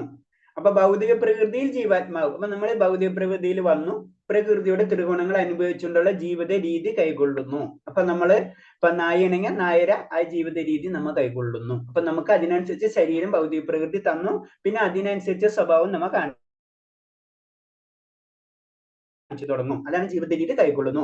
ഭൗതിക പ്രകൃതി സമ്പർക്കത്തിലാണത്. ഭൗതിക പ്രകൃതിയിൽ വന്നു കഴിഞ്ഞു കഴിഞ്ഞാൽ ഭൗതിക പ്രകൃതി നിയമങ്ങൾക്കനുസരിച്ചാണ് ഏത് ജീവജാലികളും പെരുമാറേണ്ടത്. അത് ഭൗതിക പ്രകൃതിയുടെ നിയമങ്ങളാണ്. നമ്മൾ അമേരിക്കയിൽ പോയി കഴിഞ്ഞാൽ അമേരിക്കയിലത്തെ നിയമം അനുസരിച്ച് നമുക്ക് പ്രവർത്തിക്കാൻ പറ്റുള്ളൂ. അത് കാരണം നമ്മൾ ഇവിടെ ഉണ്ടെങ്കിൽ ഇവിടുത്തെ രീതി അനുസരിച്ച്, ഭൗതിക പ്രകൃതി രീതി അനുസരിച്ച് നായ ഉണ്ടെങ്കിൽ നായയുടെ ശരീരം അനുസരിച്ചിട്ടുണ്ടെങ്കിൽ നായ്ക്ക് നായയുടെ ക്വാളിറ്റി കാണിച്ചേ പറ്റൂ. അതാണ് ഭൗതിക പ്രകൃതി. അങ്ങനെ നല്ലതും ചീത്തയുമായ നാനാ യോനിയിൽ ജീവൻ പിറവിയെടുക്കുന്നു. അതിനനുസരിച്ച്, അതായത് ഭൗതിക പ്രകൃതിക്ക് അനുസരിച്ച് നമ്മളെ കർമ്മങ്ങൾക്കനുസരിച്ച് ഈ പല തരത്തിലുള്ള ജീവിത ജനനങ്ങൾ നമുക്ക് ഉണ്ടാവണം. അതാണ് ഇപ്പൊ ഇതിൽ കാണിച്ചാൽ അറിയാം, ഈ ഫോട്ടോയിൽ കാണും പല തരത്തിലുള്ള ജീവജാലങ്ങൾ. ചൈതന്യം ഒന്ന് തന്നെയാണ് അല്ലെ, എല്ലാവർക്കും ഒരു ചൈതന്യം തന്നെയാണ്. പക്ഷെ ജീവജാലങ്ങൾ ഇവിടെ വരുമ്പോൾ മത്സ്യമാണെങ്കിൽ ഇവിടെ നിന്ന് ചിത്രശലഭാവും, ഇവിടെ വരുമ്പോൾ പക്ഷികളാവും, ഇവിടെ വരുമ്പോൾ മൃഗങ്ങളാവും, ഇവിടെ വരുമ്പോ ഓട്ടോമാറ്റിക് ആയിട്ട് മനുഷ്യരിൽ തന്നെ പല വിഭാഗങ്ങൾ, നമ്മുടെ പല കർമ്മങ്ങൾക്കനുസരിച്ച് പല രീതിയിലുള്ള മനുഷ്യ സ്വഭാവങ്ങൾ നമുക്ക് ലഭിക്കും. അത് നമ്മളെ ജന്മവാസനകൾ. ചിലപ്പോൾ മനുഷ്യനായിരിക്കും, പക്ഷെ സ്വഭാവം മൃഗത്തിന്റെ ആയിരിക്കാം, അല്ലെങ്കിൽ നായരായിരിക്കും, ചിലപ്പോൾ പന്നീരായിരിക്കാം. കാരണം അതിന് കാരണം നമ്മൾ പല ജന്മങ്ങളിലും നമ്മൾ നായര ജന്മങ്ങളായിരിക്കും നമുക്ക് ലഭിച്ചിട്ടുണ്ട്. അപ്പൊ ആ കർമ്മവാസന ഇൻഡയറക്റ്റ് ആയിട്ട് നമുക്ക് വരും. അങ്ങനെ പല കാര്യങ്ങളും ഒക്കെ ഇന്റർലിങ്ക് ആണ്, നമ്മൾ വിചാരിക്കുന്ന പോലെ. അതാണ് ഇതിൽ പറഞ്ഞത്, അതിനനുസരിച്ചിട്ടുള്ള നല്ലതും ചീത്തയായ നാനയോനികൾ ജീവൻ പിറവിയെടുക്കുന്നു. എന്താ കാരണം? നമ്മൾ ഭൗതിക പ്രകൃതിയിലേക്ക് വന്നു കഴിഞ്ഞു. അപ്പൊ അതിനനുസരിച്ച് ശരീരം നമുക്ക് ലഭിക്കും. ആ ശരീരം എന്ന് വെച്ചാൽ ഭൗതിക പ്രകൃതി നിയമങ്ങൾക്കനുസരിച്ച് പ്രവർത്തിച്ചു തുടങ്ങും. അതാണ് പറഞ്ഞത്. വേഷപ്പറച്ച് കാരണം ഭൗതിക ജീവിതത്തിലുള്ള ആസക്തിയാണ്. നമ്മൾ ഈ ആസക്തി കാരണം കൊണ്ടാണ് നമുക്ക് പലതരം ജന്മങ്ങൾ കിട്ടുന്നത്. ഈ ഭൗതിക പ്രകൃതിയിൽ നമുക്ക് പലതരം ആഗ്രഹം, ഇപ്പോഴേ തന്നെ നമുക്ക് ഇന്നതാവണം, ഇന്നത് കിട്ടണം, അങ്ങനെ പലതരം ആഗ്രഹങ്ങളാണ് വെച്ച് പുലർത്തുന്നത് അല്ലെ ജീവിതത്തിൽ. അങ്ങനെ ജീവിതത്തിൽ വെച്ച് പുലർത്തുമ്പോൾ ചിലപ്പോൾ അത് മൃഗത്തിന്റെ രീതിയിലുള്ള ആഗ്രഹങ്ങളാണ്. പ്രത്യേകിച്ച് അസൂയനെ ഏറ്റവും ഡേഞ്ചറസ് ആയെന്ന് പറഞ്ഞു. അസൂയുള്ള വ്യക്തികൾ തീർച്ചയായിട്ടും അടുത്ത ജന്മത്തിൽ പറയുന്നത് വെച്ച് കഴിഞ്ഞാൽ സർപ്പമായിട്ട് പാമ്പായിട്ടാ മാറുന്ന പറഞ്ഞത്. കാരണം അസൂയക്കാരെ അടുത്ത് ഒരു മനുഷ്യനെ അടുക്കില്ല. കാരണം അവർക്കറിയാം അസൂയക്കാരെ അടുത്ത് നമുക്ക് പറ്റില്ല. അപ്പൊ പാമ്പ് എന്ന് പറഞ്ഞാൽ ഒറ്റയ്ക്ക് ജീവിക്കുന്ന ഒരു വ്യക്തിയാണ് അല്ലെ, ഒരു ജീവിയാണ്. അപ്പൊ അതാണ് പറഞ്ഞത്. അപ്പൊ നമ്മൾ ഇപ്പോഴത്തെ ആഗ്രഹം അതിനെപ്പോഴും നമ്മൾ വളരെയധികം ശ്രദ്ധിച്ചു പോയാൽ അടുത്ത ജന്മം നമ്മളെ കയ്യിലല്ല, അത് ഭഗവാന്റെ കയ്യിലാണ്. നമ്മളെ ആഗ്രഹം അതാണ്. നമുക്ക് അസൂയ, ഒറ്റയ്ക്ക് ജീവിക്കാൻ, അങ്ങനത്തെ ജീവിതം എന്ന് വെച്ച് കഴിഞ്ഞാൽ അതിനനുസരിച്ചുള്ള ജീവിതം നമുക്ക് കിട്ടും. നമുക്ക് അതിപ്പോ വിഷമിച്ചിട്ട് കാര്യമില്ല. കാരണം ആ ജീവിതം കിട്ടുമ്പോൾ അതിൽ എൻജോയ് ചെയ്യണം നമ്മൾ. ആ എൻജോയ്മെന്റ് ആണ് നമ്മുടെ ജീവിതത്തിൽ ഇങ്ങനെ കറക്കിക്കൊണ്ടിരിക്കുന്നത്. ഭൗതിക പ്രകൃതി കീഴടക്കുമെന്ന ആകാംക്ഷമുള്ളതിലാണ് ജീവൻ അനിഷ്ട പരിസ്ഥിതിയിലാക്കപ്പെടുന്നത്. കാരണം നമ്മളെ ഒരു ജീവിത രീതി എന്ന് മനുഷ്യൻ അല്ലെങ്കിൽ ജീവാത്മാവിന്റെ ലക്ഷ്യം എന്ന് പറയുന്നത് ഭൗതിക പ്രകൃതിയെ കീഴടക്കാന്നുള്ള ശക്തി എപ്പോഴും ഉണ്ട്. അങ്ങനെ ആയിരിക്കും. അപ്പൊ അതിനനുസരിച്ചുള്ള പല കർമ്മങ്ങളും ചെയ്തുകൊണ്ടിരിക്കും. അതിനനുസരിച്ചുള്ള ജീവിതം അല്ലെങ്കിൽ അതിനനുസരിച്ചുള്ള ശരീരം ലഭിക്കുകയും ചെയ്യും. പിന്നെ പറഞ്ഞു ഭഗവത് സാമീപ്യത്തിൽ ഒരാൾ എത്ര മതം ജ്ഞാനിയായി തീരുന്ന അത്ര തന്നെ സച്ചിദാനം അനുഭവിക്കുന്നു. കാരണം എന്ന് വെച്ച് കഴിഞ്ഞാൽ നമ്മൾ ചെയ്യേണ്ട കാര്യമാണ് പറയുന്നത്. നമ്മൾ എപ്പോഴും ചെയ്യേണ്ടത് എപ്പോഴും ഭഗവത് കാര്യങ്ങളിൽ നമുക്ക് ഇൻവോൾവ് ചെയ്തുകൊണ്ടിരിക്കണം. അപ്പൊ അറിയാണ്ട് നമ്മൾ എന്താണ് അത് സച്ചിദാനന്ദമായി അനുഭവിക്കാൻ തുടങ്ങും. ഒറ്റയടിക്ക് നമുക്ക് കിട്ടില്ല. പതുക്കെ നമുക്ക് അതിലേക്ക് കടന്നു കഴിഞ്ഞാൽ ആ സച്ചിദാനന്ദം എപ്പോഴും ആ ആനന്ദം നമുക്ക് അനുഭവിക്കാൻ കഴിയും. അതാണ് ഇതിൽ പറഞ്ഞത്. ഇപ്പൊ ഞാൻ പറഞ്ഞില്ല, ഒരു വ്യക്തി ഇങ്ങനെ കഴിക്കാൻ ആഗ്രഹിച്ചു കഴിഞ്ഞാൽ അടുത്ത ജന്മത്തില് ആ വ്യക്തി ഈ പന്നി എന്നുള്ള രൂപത്തിൽ വരും. കാരണം അതൊരു ഇൻഡിക്കേഷൻ ആണ്. കാരണം നമ്മുടെ ജീവിതത്തിൽ എന്താണ് ആഗ്രഹിക്കുന്നത് അതിനനുസരിച്ചുള്ള ജന്മം ഈ ജന്മത്തിൽ കിട്ടിയില്ലെങ്കിൽ അടുത്ത ജന്മത്തിൽ നമുക്ക് ലഭിക്കും. ഭൗതിക തൃഷ്ണ പ്രേരണവും ജീവാത്മ ചിലപ്പോൾ ദേവനായും ചിലപ്പോൾ മനുഷ്യനായും മറ്റു ചിലപ്പോൾ വന്യമൃഗങ്ങളും ആയേക്കാം. നമ്മൾ ആഗ്രഹത്തിനനുസരിച്ചാണ് നമുക്ക് അടുത്ത ജന്മത്തിൽ ദേവനാണോ മനുഷ്യനാണോ നമുക്ക് ചെയ്യേണ്ടത്. അതാണ് ഈ ജന്മം വളരെ ശ്രദ്ധിക്കണം. കാരണം നമുക്കറിയാം 84 ലക്ഷം ജന്മങ്ങൾക്ക് ശേഷമാണ് നമുക്കൊരു മനുഷ്യജന്മം കിട്ടുന്നത്. മനുഷ്യജന്മത്തിന്റെ ലക്ഷ്യം എന്ന് തന്നെ പറയുന്നത് ലാസ്റ്റ് നമുക്ക് അത് മുക്തിയാണ് അല്ലെ. അല്ലെങ്കിൽ എല്ലാ കാര്യങ്ങളും എല്ലാ ജന്മത്തിലും നമുക്ക് നടക്കുന്നുണ്ട്. എല്ലാ ആഗ്രഹങ്ങളും ഇൻഡയറക്റ്റ് ആയിട്ട് നമുക്ക് നടക്കണതാണ്. അപ്പൊ മനുഷ്യനും മൃഗങ്ങളും തമ്മിലുള്ള വ്യത്യാസം എന്ന് പറഞ്ഞു കഴിഞ്ഞാൽ മനുഷ്യന് വിവേചന ശക്തി ഉണ്ട്, അഥവാ ഭഗവാൻ എന്നുള്ള ശക്തി ഉണ്ടെന്ന് മനുഷ്യർക്ക് മാത്രമേ അറിയുള്ളൂ. ആ ശക്തി ഭഗവാൻ തന്നെന്ന് വെച്ച് കഴിഞ്ഞാൽ അതിലേക്ക് നമ്മൾക്ക് കടക്കാൻ വേണ്ടി. അല്ലാതെ നമ്മൾ ഇവിടെ വീണ്ടും മൃഗത്തിനെ പോലെ ജീവിക്കണമെങ്കിൽ തീർച്ചയായിട്ടും വീണ്ടും നമ്മൾ മൃഗമായിട്ട് ജനിച്ച് വീണ്ടും നമ്മൾ ചക്രത്തിൽ കിടന്ന് കറങ്ങും. അതാണ് പറയുന്നത്. പക്ഷിയായും പുഴുവായും ജലജന്തുവായും പുണ്യാത്മാവായും മൂട്ടയായും ചിലപ്പോൾ പിറന്നെന്ന് വരാം. അപ്പൊ നമ്മളുടെ ഭൗതിക തൃഷ്ണയുടെ ആ ആഗ്രഹം, ആ പ്രേരണ നമ്മൾ അതിൽ എത്ര ഇൻവോൾവ് ആവണേ അതിനനുസരിച്ച് പലതരം ജീവാത്മാക്കളായിട്ട് നമ്മൾ ജനിച്ചെന്ന് വരാം. ഇങ്ങനെ ഇത് തുടർന്നുകൊണ്ടിരിക്കും. ഏത് രൂപം എടുത്താലും അതിന്റെ ആധിപത്യം തനിക്കാണെന്ന് ജീവൻ കരുതുന്നു. അപ്പൊ ഏത് രൂപം എടുത്താലും, അതിന് ഉറുമ്പാണെങ്കിൽ ഉറുമ്പിന്റെ വിചാരം ഞാനാണ്, ഈ ലോകം എനിക്കാണ്, അതിന് ആധിപത്യം നേടാൻ വേണ്ടി ശ്രമിച്ചുകൊണ്ടിരിക്കും. അതാണ് ആ പ്രോബ്ലം. അത് ഭൗതിക അതീതനകളാണ്. അപ്പൊ അത് ചിന്തിക്കേണ്ടതെന്ന് വെച്ച് കഴിഞ്ഞാൽ ഇതൊക്കെ ഒരു സെക്കൻഡിന്റെ കാര്യമുള്ളൂ. ഉറുമ്പ് ഇത് ചാവാനൊക്കെ വളരെ കുറച്ച് സമയം മതി അല്ലേ. അതാരും മനസ്സിലാവണില്ല. അപ്പൊ നമ്മളെ കാര്യം തന്നെ നമുക്ക് മനസ്സിലാവില്ല. പിന്നെ ചെറിയ ജീവികളുടെ കാര്യം അവർക്കൊന്നും അറിയില്ല.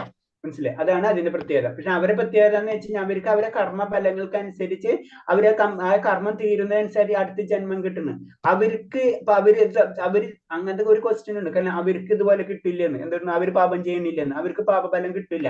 മനുഷ്യർക്ക് മാത്രമേ പാപഫലം കിട്ടുള്ളൂ. മൃഗങ്ങൾക്ക് ഒരിക്കലും പാപഫലങ്ങൾ കിട്ടില്ല. അവർക്ക് പാപം എന്താണെന്ന് അറിയില്ല അല്ലെ. അപ്പൊ അവർക്ക് പാപഫലത്തിന്റെ പ്രശ്നമില്ല. മനുഷ്യന് പാപം എന്താണെന്ന് അറിയാം. അപ്പൊ പാപം കിട്ടും. അപ്പൊ അവരെന്ന് വെച്ച് കഴിഞ്ഞാൽ മൃഗങ്ങൾ എന്ന് പറഞ്ഞാൽ ഒരു ചക്രം ഉണ്ട്. ആ ചക്രം വന്ന് പൂർത്തീകരിച്ച് അടുത്ത ചക്രത്തിൽ ഇങ്ങനെ കയറിക്കൊണ്ടിരിക്കുകയാണ്. പക്ഷെ മനുഷ്യൻ എന്ന് പറഞ്ഞാൽ ലാസ്റ്റ് ജന്മം എത്തുമ്പോ മനുഷ്യന് കാര്യങ്ങൾ അറിയാം, അല്ലെങ്കിൽ കാരണങ്ങൾ അറിഞ്ഞാലും ചെയ്യാതിരിക്കുന്നതാണ്. അപ്പൊ അതിനനുസരിച്ചുള്ള പാപകർമ്മങ്ങളും ശരിയായ കർമ്മങ്ങളും ചെയ്തിട്ടില്ലെങ്കിൽ അവൻ വീണ്ടും മൃഗതലത്തിലേക്ക് താഴ്ത്തപ്പെടും. 30-ാമത്തെ ശ്ലോകം. ഹരേ കൃഷ്ണ. ഹരേ കൃഷ്ണ. പ്രകൃതൈവ ച കർമാണി ക്രിയമാണാനി സർവശഃ യ പശ്യതി തഥാത്മാനം അകർത്താരം സ പശ്യതി. ഹരേ കൃഷ്ണ. അടുത്ത ഇതാണ് ഏറ്റവും ഇമ്പോർട്ടന്റ് ആയിട്ടുള്ളത്.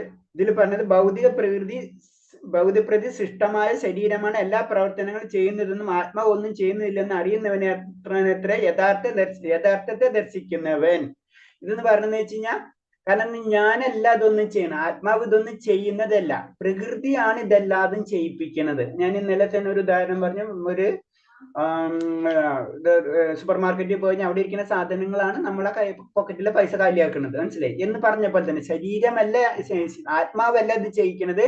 ഇത് മുഴുവനും ഭൗതികപ്രതി ശ്രേഷ്ഠമായ ശരീരം എല്ലാ പ്രവർത്തനം ചെയ്യുന്നതൊന്നും ആത്മാവ് ഒന്നും ചെയ്യിക്കുന്നില്ലെന്നും അറിവൻ നേത്ര യഥാർത്ഥ ജ്ഞാനി. അപ്പൊ ഇതൊക്കെ ചെയ്യിക്കുന്നത് ശരീരമാണ്, അല്ലാണ്ട് ആത്മാവല്ല. ഇത് മനസ്സിലാക്കുന്ന വ്യക്തിയാണ് ശരിക്കും ജ്ഞാനി, അല്ലെങ്കിൽ സത്യത്തെ മനസ്സിലാക്കുന്നവൻ. ആ സത്യം മനസ്സിലാക്കി കഴിഞ്ഞാൽ ആത്മാവ് എന്ന് എനിക്കൊരു വ്യക്തിത്വം ഉണ്ട്, ആ വ്യക്തിത്വം എന്ന് പറഞ്ഞാൽ ഞാൻ ആത്മാവാണ്, ശരീരമല്ല എന്ന് നമ്മ എന്ന് മനസ്സിലാക്കണം. അതാണ് ജ്ഞാനത്തെ ദർശിക്കുന്നവെന്ന് പറയുന്നത്. ഒരാൾ ചെയ്യുന്നത് അത് സുഖത്തിനായാലും ദുഃഖത്തിനായാലും ശരി, ചെയ്യാൻ ശരീരഘടന അയാളെ നിർബന്ധിക്കുകയാണ്. ആത്മാവായിട്ട് ശരീര പ്രവർത്തനങ്ങൾ അതീതനത്രേ. അപ്പൊ അയാൾ എന്ത് ചെയ്താലും ഒരാൾ ചെയ്യുന്ന പ്രവൃത്തി ശരിയായാലും തെറ്റായാലും അത് അയാളെ ശരീരഘടന, അതായത് സിമ്പിൾ ആയിട്ട് പറഞ്ഞു കഴിഞ്ഞാൽ ഇപ്പൊ നായര സ്വഭാവമാണെങ്കിൽ നായകരുടെ സ്വഭാവം കാണിച്ചേ പറ്റൂ അല്ലെ. അതിന് പറഞ്ഞത് നമ്മൾ അതിനെ നിർബന്ധിക്കണം. അപ്പൊ ആത്മാവിനായാലും ഡ്യൂട്ടി ഇല്ല എന്ന് പറയുന്നത്. പ്രായോഗികമായ ആഗ്രഹ നിവൃത്തിനുതക്കുന്ന വിധം പരമപുരുഷൻ ആസൂത്രണം ചെയ്ത യന്ത്രമാണ് ശരീരം. ആഗ്രഹങ്ങൾക്ക് കാരണമാണ് ദുഃഖിക്കാനും സുഖിക്കാനും ഇടവരുന്നത്. അപ്പൊ നമുക്ക് പ്രായോഗികമായിട്ട് ഈ ലോകത്തിൽ പ്രായോഗികമായിട്ട് നമ്മളെ ആഗ്രഹങ്ങൾ നിവർത്തിക്കുന്നതനുസരിച്ചുള്ള ഒരു ശരീരമാണ്. ഇപ്പൊ അങ്ങനത്തെ ഭക്ഷണം കഴിക്കാൻ ഇഷ്ടമാണെന്ന് വെച്ച് കഴിഞ്ഞാൽ പത്നിയുടെ ശരീരമാണ്, പത്നിയുടെ ആഹാരമാണ് കഴിക്കാൻ ഇഷ്ടമാണെന്ന് വെച്ച് കഴിഞ്ഞാൽ ഏറ്റവും നല്ല പന്നിയായിട്ട് ജനിക്കാൻ. അപ്പൊ പന്നിയുടെ ഒരു ശരീരം നമുക്ക് കിട്ടും. അതാണ് പറഞ്ഞത്. അതിന് പ്രായോഗികമായി ആഗ്രഹം നിവൃത്തിക്കുതക്കുന്ന വിധം പരമപുരുഷന്റെ ആസൂത്രിത യന്ത്രമാണ് ശരീരം. ആ ശരീരം കൊണ്ട് നമ്മളത് സന്തോഷിക്കുക ചെയ്യുന്നത്. അത് സന്തോഷിക്കുക എന്ന് വെച്ചാൽ അതാണ് സന്തോഷം നമ്മൾ വിചാരിച്ച് അതിൽ ആനന്ദം കൊള്ളുകയാണ് ചെയ്യുന്നത്. 34. ഹരേ കൃഷ്ണ. യഥാ പ്രകാശയത്യേക കൃഷ്ണം ലോകമിമം രവിഃ ക്ഷേത്രം ക്ഷേത്രീ തഥാ കൃഷ്ണം പ്രകാശയതി ഭാരത. ഹരേ കൃഷ്ണ. ഹരേ കൃഷ്ണ. ഇത് നമ്മളെ ശരീരത്തിന് ആത്മാവിനെ പറ്റിയാണ്. ഒന്നും കൂടെ ഡീറ്റെയിൽ ആയിട്ട് ആത്മാവിനെ പറ്റി പറയണമെന്ന് വെച്ച് കഴിഞ്ഞാല്, ആത്മാവ് എന്ന് പറയുമ്പോ ഏതെങ്കിലും ഒരു പോയിന്റിൽ ചെന്നിരിക്കുന്നതല്ല. അതല്ല ആത്മാവ് എന്ന് പറഞ്ഞത്. അത് സൂര്യൻ വിശ്വത്തിൽ അങ്ങ് വെളിച്ചം നൽകുന്നത് പോലെ അതേ ശരീരത്തിൽ ഇരുന്നു കൊണ്ട് അത് എല്ലാ ശരീരത്തിന്റെ എല്ലാ പോയിന്റിലും അതിന്റെ പ്രകാശം ഉണ്ടാവും. അപ്പൊ അത് നമ്മൾ ഒരു വേദന എന്ന് പറയുമ്പോഴും ആ വേദനയുടെ കാരണത്തിന്റെ കാരണം ആ ശരീരത്തിന് അറിയാം, അല്ലെങ്കിൽ ആത്മാവിനെ അറിയാം. ആത്മാവിന്റെ ജ്യോതിസാണ്, അല്ലെങ്കിൽ ആ വെളിച്ചാണ് ഇതിനെല്ലാത്തിനും പ്രകാശം. അപ്പൊ അവബോധം എന്ന് പറയുമ്പോൾ ഏതെങ്കിലും ഒരു പോയിന്റിൽ വന്ന് നിൽക്കുന്നതല്ല, അത് ശരീരം മുഴുവനും, അല്ലെങ്കിൽ ആത്മാവ് എന്ന് പറഞ്ഞാൽ ശരീരം മുഴുവനും വ്യാപിച്ചിരിക്കുന്നു. അതിന് ഒരു ഉദാഹരണമാണ് ഇത് പറഞ്ഞത്. സൂര്യൻ ഒരിടത്ത് നിന്നുകൊണ്ട് വിശ്വത്തിലെങ്ങും വെളിച്ചം പരത്തുന്ന പോലെ ഹൃദയസ്ഥനായ ജീവാത്മാകരണം ശരീരത്തിന് മുഴുവൻ പ്രജ്ഞാഭാസുരമാക്കുന്നത്. അപ്പൊ സൂര്യനെ പോലെ കമ്പയർ ചെയ്ത്, സൂര്യൻ നിൽക്കുമ്പോൾ നമ്മൾ എല്ലായിടത്തും പ്രകാശമുണ്ട്. അതേപോലത്തെ തന്നെ ആത്മാവ് ശരീരത്തിൽ ഇരുന്നു കൊണ്ട് എല്ലാ ഭാഗത്തേക്കും പ്രകാശം അല്ലെങ്കിൽ ചൈതന്യം കൊടുക്കുകയാണ്. അല്ലെങ്കിൽ ഒരു പർട്ടിക്കുലർ പോയിന്റിലല്ല. അല്ലെങ്കിൽ നമ്മൾ ഹൃദയം മാറ്റി വെക്കുന്ന ശസ്ത്രക്രിയ ചെയ്യുമ്പോൾ ഹൃദയം പോയോടുകൂടി ആത്മാവ് പോവില്ലേ? അപ്പൊ അങ്ങനെ അതിന് ചിന്ത. അങ്ങനെ ഒരു ശരീരത്തിന്റെ പർട്ടിക്കുലർ പോയിന്റിലല്ല ആത്മാവ്, എല്ലായിടത്തേക്കും അത് ആ ചൈതന്യം നിലനിൽക്കുന്നുണ്ട്. ഒരു പ്രത്യേക ശരീരത്തിലെ പ്രജ്ഞ മറ്റൊരു ശരീരത്തിലെ പ്രജ്ഞയെ പങ്കില്ല എന്ന് തന്നെ ഇതിന് കാരണം. അപ്പൊ ഒരു ശരീരത്തിലെ പ്രജ്ഞ മറ്റൊരു ശരീരത്തിന്റെ പ്രജ്ഞയായിട്ട് ശരീരത്തിന് ബന്ധമില്ല. രണ്ടും രണ്ട് ശരീരങ്ങളാണ്. അപ്പൊ രണ്ട് തരം പ്രജ്ഞകളായിരിക്കും. വ്യക്തിഗത ജീവാത്മാവിന്റെ സുഹൃത്ത് എന്ന നിലയിൽ സർവ്വ ശരീരങ്ങൾ സ്ഥിതി ചെയ്യുന്ന പരമാത്മാവട്ടെ സർവ്വ ജീവജാലങ്ങളിലും ബോധം ഉൾക്കൊള്ളുന്നു. പക്ഷെ അതല്ല, പരമാത്മാവിന്റെ കാര്യമാകുമ്പോൾ എല്ലാ ശരീരങ്ങളിലും ഭഗവാൻ എല്ലാ ശരീരങ്ങളിലും ഉണ്ട്. അപ്പൊ എല്ലാ ശരീരത്തിന്റെയും അവബോധം പരമാത്മാവിന് അറിയാം. ഇതാണ് വ്യക്തിഗത ആത്മാവ് പരമോത്മത പ്രജ്ഞ, അല്ലെങ്കിൽ വ്യക്തിഗത പ്രജ്ഞയും പരമോത്മത പ്രജ്ഞ എന്ന് പറഞ്ഞാൽ അവബോധം. അതായത് ഭഗവാൻ ഒരു അവബോധമുണ്ട്, നമുക്കൊരു അവബോധമുണ്ട്. രണ്ടും രണ്ടാണ്. ശരീരത്തിന്റെ അവബോധം എന്ന് പറയുമ്പോ അത് നമ്മുടെ അവബോധം, അതേപോലെ തന്നെ എല്ലാ ശരീരത്തിന്റെയും അവബോധം എന്ന് പറയുമ്പോ അത് പരമാത്മാവ് അല്ലെങ്കിൽ പരമാത്മ പ്രജ്ഞ എന്ന് പറയും. 35 ശ്ലോകം. ഹരേ കൃഷ്ണ. ക്ഷേത്രം ക്ഷേത്രജ്ഞയോരേവം മന്ദരം ജ്ഞാനചക്ഷുഷാ ഭൂതപ്രകൃതിമോക്ഷം ച യേ വിദുര്യാന്തി തേ പരം. ഹരേ കൃഷ്ണ. ഹരേ കൃഷ്ണ. അപ്പൊ ഇതിൽ പറഞ്ഞ ശരീരത്തിനും ക്ഷേത്രം, അതിനറിയുന്നവനും ക്ഷേത്രജ്ഞൻ തമ്മിലുള്ള വ്യത്യാസം എങ്ങനെയെന്ന് ജ്ഞാനനിഷ്ഠ കൊണ്ട് കാണാനും ഭൗതിക പ്രകൃതിയുടെ ബന്ധനത്തിൽ നിന്ന് മുക്തി നേടാനും ഉതകുന്ന പ്രക്രിയ എന്തെന്നറിയാനും കഴിവുള്ളവർ പരമപദം പ്രാപിക്കും. അപ്പൊ എന്താണ് ശരീരം എന്താണെന്നും ക്ഷേത്രം എന്താണെന്നും ക്ഷേത്രജ്ഞൻ എന്താണെന്നും, അതായത് ആത്മാവെന്ത് ആത്മാവെന്ത് ശരീരം എന്ത്, ഇത് ജ്ഞാനദൃഷ്ടി. അവിടെ ആ വേർഡുണ്ട്, ജ്ഞാനദൃഷ്ടി കൊണ്ട്. അപ്പൊ നമ്മൾ അറിയണം, സിമ്പിളായിട്ട് നമുക്ക് അറിഞ്ഞു. ഓക്കെ, ഇപ്പൊ എനിക്ക് ജ്ഞാനം കിട്ടിയെന്നല്ല, ജ്ഞാനദൃഷ്ടി കൊണ്ട് കാണാൻ കഴിയുന്ന ഭൗതിക അങ്ങനെ കഴിയുന്ന വ്യക്തികളാണ് ശരിക്കും എന്താണ് ആ പരമപദം ലഭിക്കുന്ന പറയുന്നത്. ഭഗവാനിലെ ആ കാര്യം മനസ്സിലായി അതിനനുസരിച്ച് അവർക്ക് മുന്നേറാൻ കഴിയും. അതാണ് നമ്മൾ അതിന് വഴിയാണ് പറഞ്ഞു തരുന്നത്. അത് നമുക്ക് സാധാരണ ജീവിതത്തിൽ നമുക്ക് പറയാൻ എളുപ്പമാണ്, പക്ഷെ നമുക്ക് പ്രാക്ടിക്കലായിട്ട് നമുക്ക് മനസ്സിലാവില്ല. അതിന് നമ്മൾ ചെയ്യേണ്ട കാര്യം എന്ന് പറയുന്നത് ഒരു അധ്യാത്മിക ഗുരുവിനെ സ്വീകരിച്ച്, അല്ലെങ്കിൽ ഒരു അധ്യാത്മിക ഗുരുവിന്റെ സഹായത്താല് നമ്മൾ ജഡപദാർത്ഥം ശരീരവും ആത്മാവും തമ്മിലുള്ള വ്യത്യാസം അറിയാൻ ശ്രമിക്കണം. അങ്ങനെ ശ്രമിച്ചാല് നമ്മൾ പതുക്കെ ഉയരുള്ളൂ. നമുക്കൊരു ഗുരു എന്ന് പറയുന്ന സന്ദീപന മഹർഷിയാണല്ലോ ഭഗവാന്റെ ഗുരു. ഗുരു തന്നെ ആവശ്യമില്ല, പക്ഷെ നമുക്ക് തരുന്ന ഉദാഹരണങ്ങളാണ്. ഭഗവാൻ നമുക്ക് പറഞ്ഞു തരുന്നതാണ്. ഭഗവാൻ കഴിഞ്ഞ അദ്ദേഹത്തിൽ പറഞ്ഞിട്ടുണ്ടല്ലോ, കാരണം കൂടുതൽ ഉയർന്ന വ്യക്തികൾ, ജീവിതത്തിൽ ഉയർന്ന വ്യക്തികള് മറ്റുള്ളവർക്ക് ഒരു മാർഗമായിരിക്കണം. ഭഗവാൻ തന്നെ മാർഗം തന്നിട്ടുള്ളതാണ്. ഗുരുവിനെ സ്വീകരിച്ച് സന്ദീപന മഹർഷിനെ സ്വീകരിക്കുന്നതും അങ്ങനെ ആ ഗുരു എല്ലാ കാര്യങ്ങളും പഠിക്കണം. ഇതേപോലെ തന്നെ നമ്മുടെ ജീവിതത്തിൽ നമുക്ക് ആത്മീയമായിട്ട് ഉയരണമെങ്കിൽ നമ്മ ഒരു ആധ്യാത്മിക ഗുരുവിനെ, അല്ലെങ്കിൽ സത്യം കണ്ടറിഞ്ഞ, അല്ലെങ്കിൽ അതിന്റെ ഗൈഡൻസ് തരുന്ന ഒരു വ്യക്തിനെ നമ്മൾ തീർച്ചയായിട്ടും കണ്ടിരിക്കണം. ആ വ്യക്തി സത്യം അറിഞ്ഞവരായിരിക്കണം, ആചാര്യം ചെയ്യുന്ന വ്യക്തിയായിരിക്കണം, ശാസ്ത്രത്തിൽ അറിവുള്ള വ്യക്തികളായിരിക്കണം, ഒരു പരമ്പരയിൽ നിന്ന് വരുന്ന വ്യക്തികളായിരിക്കണം. ഇത്തരം കാര്യങ്ങൾ അന്വേഷിച്ചതിന് ശേഷമായിരിക്കണം നമ്മൾ ആ പരമ്പര സെലക്ട് ചെയ്യേണ്ടത്. അല്ലെങ്കിൽ നമ്മൾ ചെയ്യുന്നത് കാര്യങ്ങൾ കറക്റ്റ് ലൈനിൽ എത്തണം എന്നില്ല. പിന്നെ നമ്മൾ വീണ്ടും പല വഴി കൂടെ പോയി ചിലപ്പോൾ പല ജന്മങ്ങൾക്ക് വേണ്ടി അതിന് കാത്തിരിക്കേണ്ടി വരും. അപ്പൊ അത് വളരെയധികം ശ്രദ്ധിക്കണമാണ് ആചാര്യന്മാര്, പ്രത്യേകിച്ച് ഗുരുക്കന്മാരെ സെലക്ട് ചെയ്യുന്നത്. ഗുരുക്കന്മാരെ സെലക്ട് ചെയ്താലേ മാത്രമേ നമുക്ക് ആത്മീയമായിട്ടുള്ള നമുക്ക് മുന്നേറാൻ കഴിയുള്ളൂ. അത് വേറൊരു സത്യം. പിന്നെ അപ്പൊ അതിൽ പറയുന്നത് വെച്ച് കഴിഞ്ഞാൽ ഇങ്ങനെ പല രീതിയിലും ഞാൻ പറഞ്ഞില്ലേ നമുക്ക് പല രീതിയിൽ നമുക്ക് പഠിക്കാം. അതിൽ പറഞ്ഞത് നമുക്ക് പല രീതിയിൽ പഠിക്കാം എന്ന് പറയുമ്പോൾ ഈ വിശകലനം ചെയ്ത് പഠിക്കാം, അല്ലെങ്കിൽ അഷ്ടാംഗ യോഗത്തിൽ കൂടെ കയറിയിട്ട് യമ നിയമ ആസന പ്രാണായാമ ധ്യാനം ധാരണ സമാധി അങ്ങനെയൊക്കെ പോയിട്ട് ആ ലെവലിൽ പഠിക്കാം, വിശകലനം ചെയ്ത് പഠിക്കാം, അല്ലെങ്കിൽ ഭക്തി യോഗത്തിൽ കൂടെ പഠിക്കാം. അപ്പൊ അങ്ങനെ ഏത് രീതിയിലാണെങ്കിലും നമുക്ക് ചെയ്യാം. പക്ഷെ എന്തിനാണെങ്കിലും അതിനൊരു ഗുരു ആവശ്യമാണ്. ഏത് പരമ്പരയിൽ ഏതൊരു കാര്യം പഠിക്കണമെങ്കിലും നമുക്കൊരു ഗുരു വേണം. ആ ഗുരുവിൽ കൂടി നമുക്ക് പെട്ടുള്ളൂ. പക്ഷെ നമ്മളെ പ്രത്യേകിച്ച് ഗൃഹസ്ഥരെ സംബന്ധിച്ച് ഏറ്റവും എളുപ്പമായിട്ടുള്ള കാര്യം, നമുക്ക് പ്രാക്ടിക്കലായിട്ട് ജീവിതത്തിൽ പല പല പ്രശ്നങ്ങൾ ഉണ്ടാകും. നമുക്ക് പെട്ടെന്ന് ഒന്നും കാരണം നമ്മൾ എല്ലാ കാര്യങ്ങളും നമ്മൾ ജീവിതത്തിൽ ചെയ്തുകൊണ്ടിരിക്കണം. അത് കാരണം കൊണ്ടാണ് നമുക്കിത് ബുദ്ധിമുട്ട്. ഏത് ആത്മീയതയിലേക്ക് നമുക്ക് കടക്കാൻ വളരെയധികം ബുദ്ധിമുട്ടുകൾ. നമുക്ക് അതിനുള്ള സമയമോ അതിനുള്ള ചിന്താശക്തിയോ ഇല്ല. നമുക്ക് ജീവിതത്തിൽ എപ്പോഴും ബന്ധനങ്ങളായിരിക്കും. അപ്പൊ അതിനുള്ള ഏറ്റവും എളുപ്പ വഴിയാണ് ഭക്തിയോദ സേവനത്തിൽ കൂടി അല്ലെങ്കിൽ ഭക്തിയിൽ കൂടി നമുക്ക് മുന്നേറാം എന്ന് പറയുന്നത്. അതാണ് ഇതിൽ പറഞ്ഞത്. അപ്പൊ അതിനു വേണ്ടി ബേസിക് ആയിട്ട് നമ്മൾ എന്താണ് ചെയ്യേണ്ടതെന്ന് പറഞ്ഞു കഴിഞ്ഞാൽ ഒരു ഗുരുവിനെ സ്വീകരിക്കുക എന്നതാണ്. മനനം കൊണ്ട് സാക്ഷാത്കരിക്കാണ് വിഷയങ്ങൾ. അപ്പൊ മനനം നമ്മളെ ഭഗവാനെ മനസ്സിൽ സാക്ഷാത്കരിച്ചിട്ട് മുന്നേറണം. ഹരേ കൃഷ്ണ. രാധാമണി എന്താ മാതാജി എന്തോ ഹാൻഡ് റൈസ് ചെയ്തിട്ടുണ്ടല്ലോ, അറിയാണ്ട് ചെയ്തതാണ്.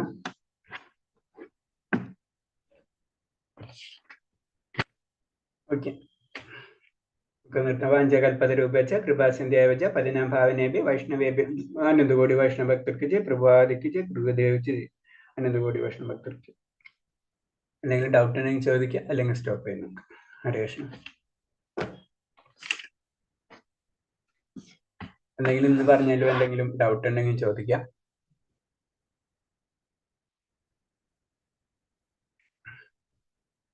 ശരി മാതാജി, നിർത്തട്ടെ. അപ്പൊ ഹരേ കൃഷ്ണ.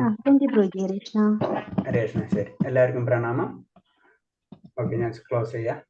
അപ്പൊ അടുത്ത എല്ലാവരും ടൈമിന് വന്നാൽ നല്ലതായിരിക്കും. ഹരേ കൃഷ്ണ. ശരി. അപ്പൊ